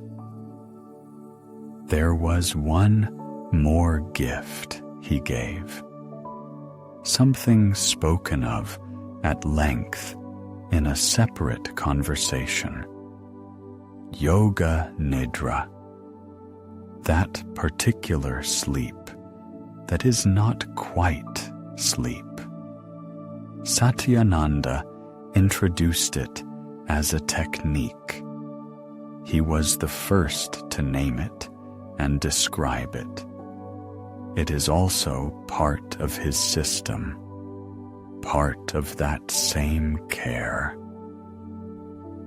He did not make mystery of Kundalini for mystery's sake. He did not surround her with prohibitions to seem more important. He spoke calmly, This is a normal human possibility. It is present in every body. Simply, for it to unfold without harm, long preparation is needed. The way soil is prepared before planting, not 3 days, a year, sometimes more. This is a rare sobriety in a person, speaking of such things. The ashram in Munger exists today. The lineage has not broken. People from different countries come there, live for months, learn.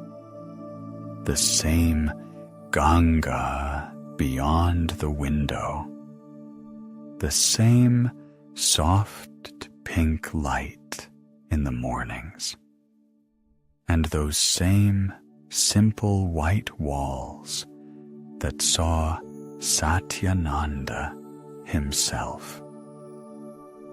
Think about this. A man arrives in a small town. He sits down. He begins to teach. He promises no enlightenment in a week. He speaks of no miracles. He says, "Go slowly. Go truly. This is the path." Perhaps it is in that quietness that the most important thing is hidden, not in the speed of the ascent, but in the readiness for it. And here a question arises that hangs quietly in the air. What does it mean to be ready? How do you know when you have ripened? And what does the word ripened even mean in a conversation like this? Ripening. This word seems so simple. Like fruit on a branch, it is either ready or not. Press it too soon, bitter. Wait, sweet. And no effort can make it ripen faster.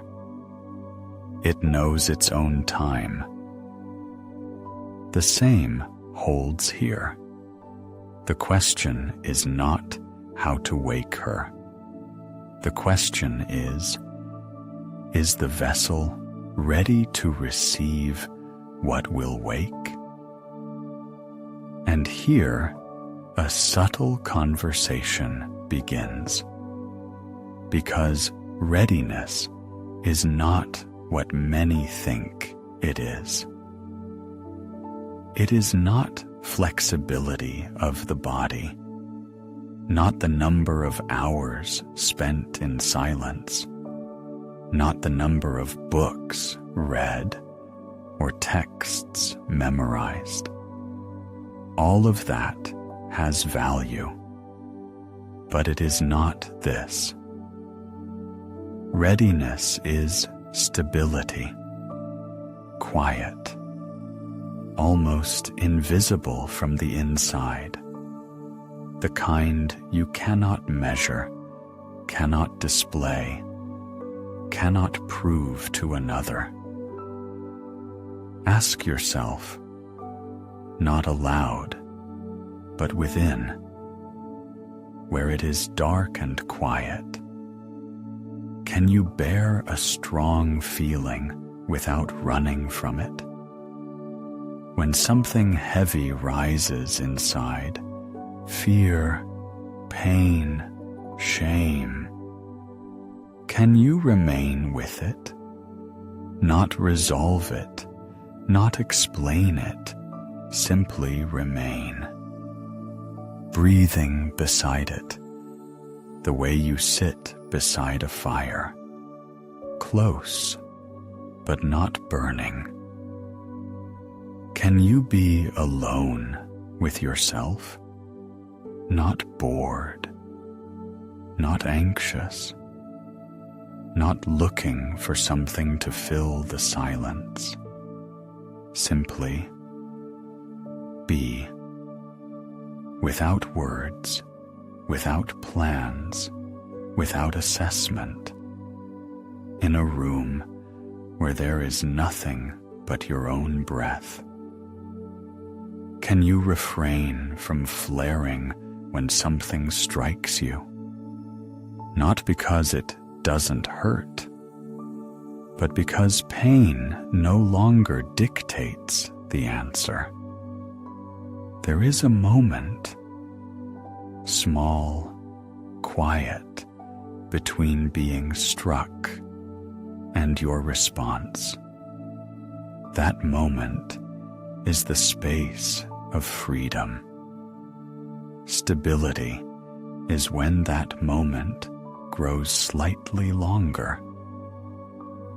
And one more. Can you let go when something leaves? When what you held is taken? When what seemed solid falls apart? Stability is not indifference. It is when there is pain. But the ground beneath your feet does not give way. This is what those who knew spoke of. The moral foundation. You remember there has already been a conversation about it, works here, not as a rule, not as a restriction, as soil, deep, dense, capable of holding roots. Because it is the roots that decide everything. Look at a tree. First, years in the earth. Slow, invisible from the outside movement. The roots seek water. They strengthen. They branch. They descend deeper than the eye can see. And only when the root system is ready to hold does the trunk begin to rise. The crown reaches toward the light. Force the crown. Make it stretch upward before the roots are ready and the trunk breaks. This is not a metaphor. It is the law of growth, simple, like nature itself.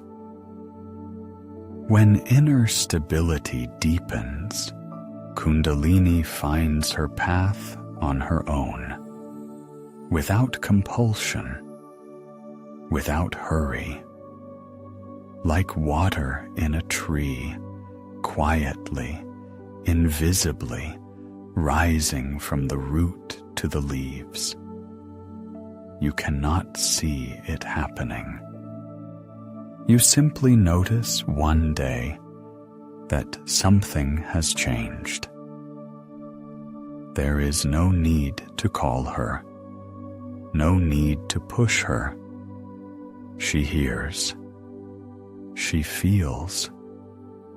She is not waiting for a command. She is waiting for the soil. How do you recognize that the soil is deepening? It is almost imperceptible, but there are signs. You begin to react less to small things, not because you have grown indifferent, but because there is more space inside. The small no longer fills. The inner silence grows longer.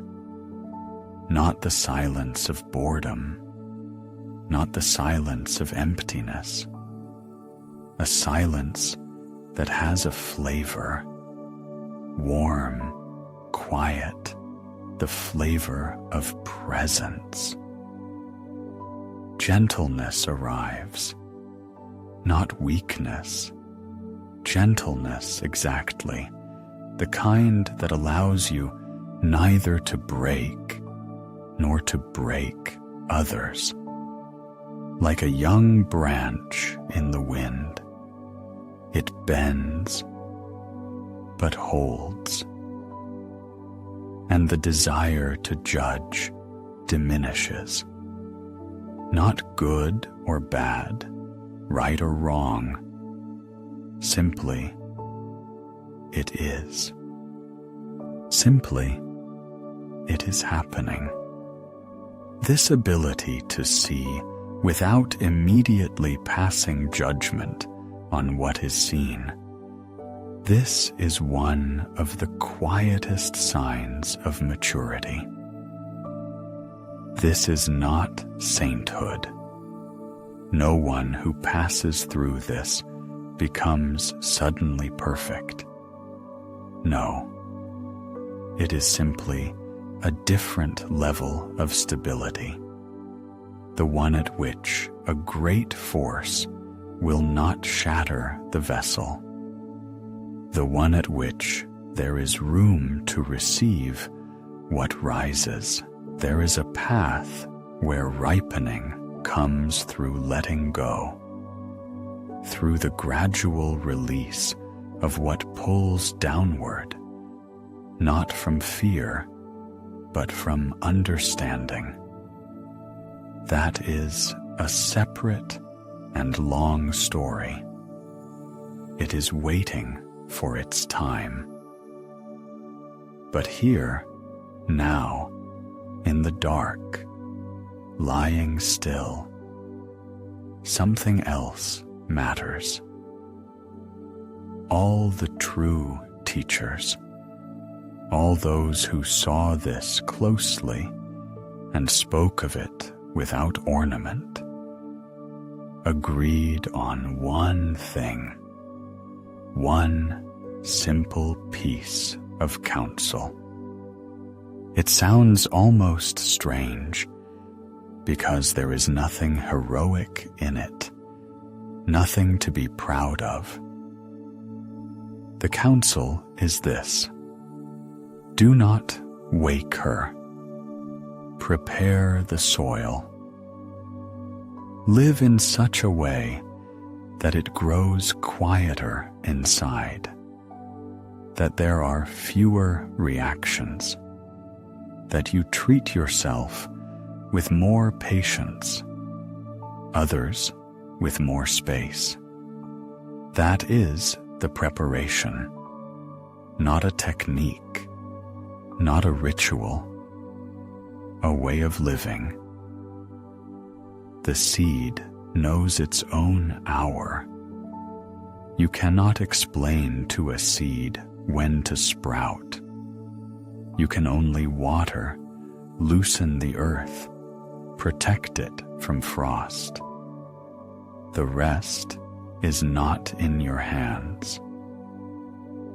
And perhaps this is the deepest freedom, to know that not everything depends on effort, that something ripens on its own, not against you, together with you, within you, while you live, breathe, release one day, and meet the next. You are lying in the dark right now, breathing, deciding nothing. And perhaps this exactly is the best thing you can do tonight for the deepest part of yourself. But then a question arises, so simple it is almost funny. If she does not need to be woken, does that mean you should simply let her sleep? And what happens to her while you sleep? Yes, exactly that. Let her sleep. This is perhaps the simplest and hardest answer to accept, because we are accustomed to thinking that something must be done with a force. Direct it, apply it, achieve something with it. But with this force, it is different. She is already working, right now, while you lie in the dark. Feel this. The heart is beating on its own, without your effort. The lungs are breathing on their own. Warmth flows through the body on its own. That is her, Kundalini, in her quietest, most compressed state. She is holding you. She is building you every night, every hour. She is not waiting to be woken. She is already awake, only not in the way we usually think of wakefulness. She works in the dark, without words, without a name, without gratitude. Imagine her right now at the base of your spine, coiled, warm, breathing slowly like a sleeping cat on a warm stone. 3.5 coils, head turned down. She is not going anywhere. She is here. And when you fall asleep, something important happens.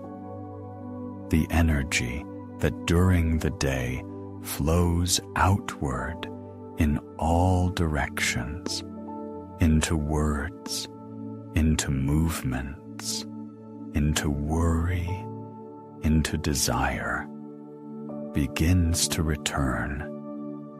It gathers, it condenses, it moves inward. This is not loss. This is a coming home. In sleep, Kundalini spends the least outward. She collects herself. She grows more dense, more quiet, more whole.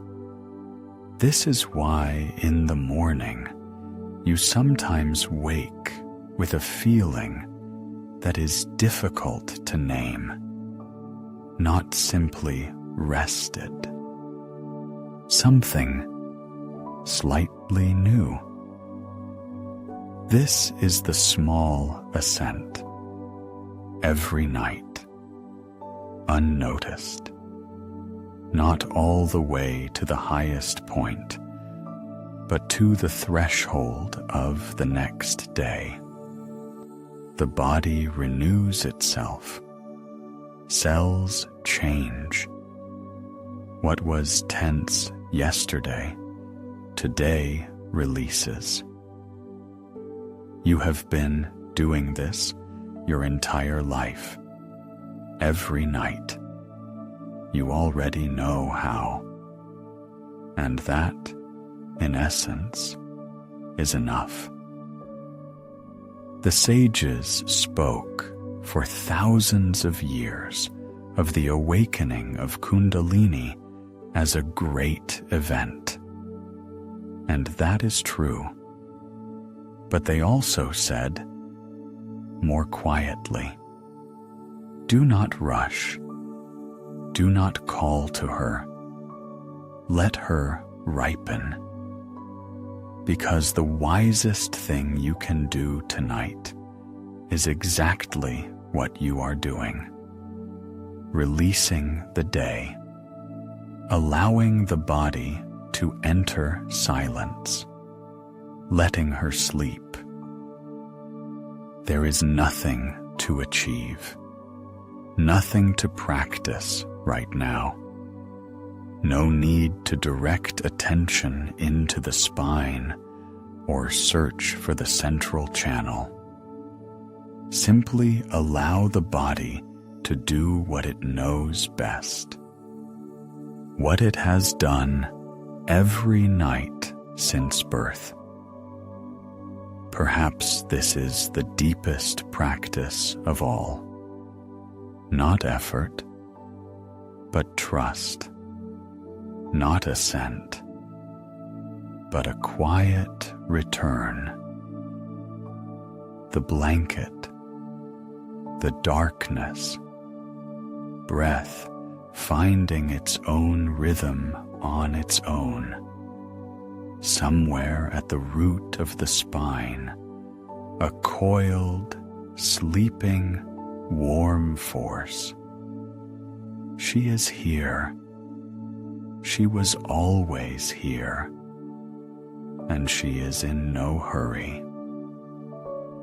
About each of the centers along her path, about the 7 steps of that stairway, about each threshold she crosses on the way up, there will be a separate, detailed conversation. Very soon, each step has its own name, its own light, its own experience. And about the quiet sleep that is close to this work, what teachers called the sleep of the yogis, there has already been a conversation of its own. Perhaps you have already heard it, and if not, it is waiting for you. Tonight, simply this: a coiled force, a dark room, a still body, breath growing slower and slower. Let her sleep, and let yourself sleep too. Thank you for being with us tonight. On Listen and Sleep, many quiet nights are still ahead, and the 7 gateways, the steps of her stairway, that conversation is coming very soon. Sleep peacefully.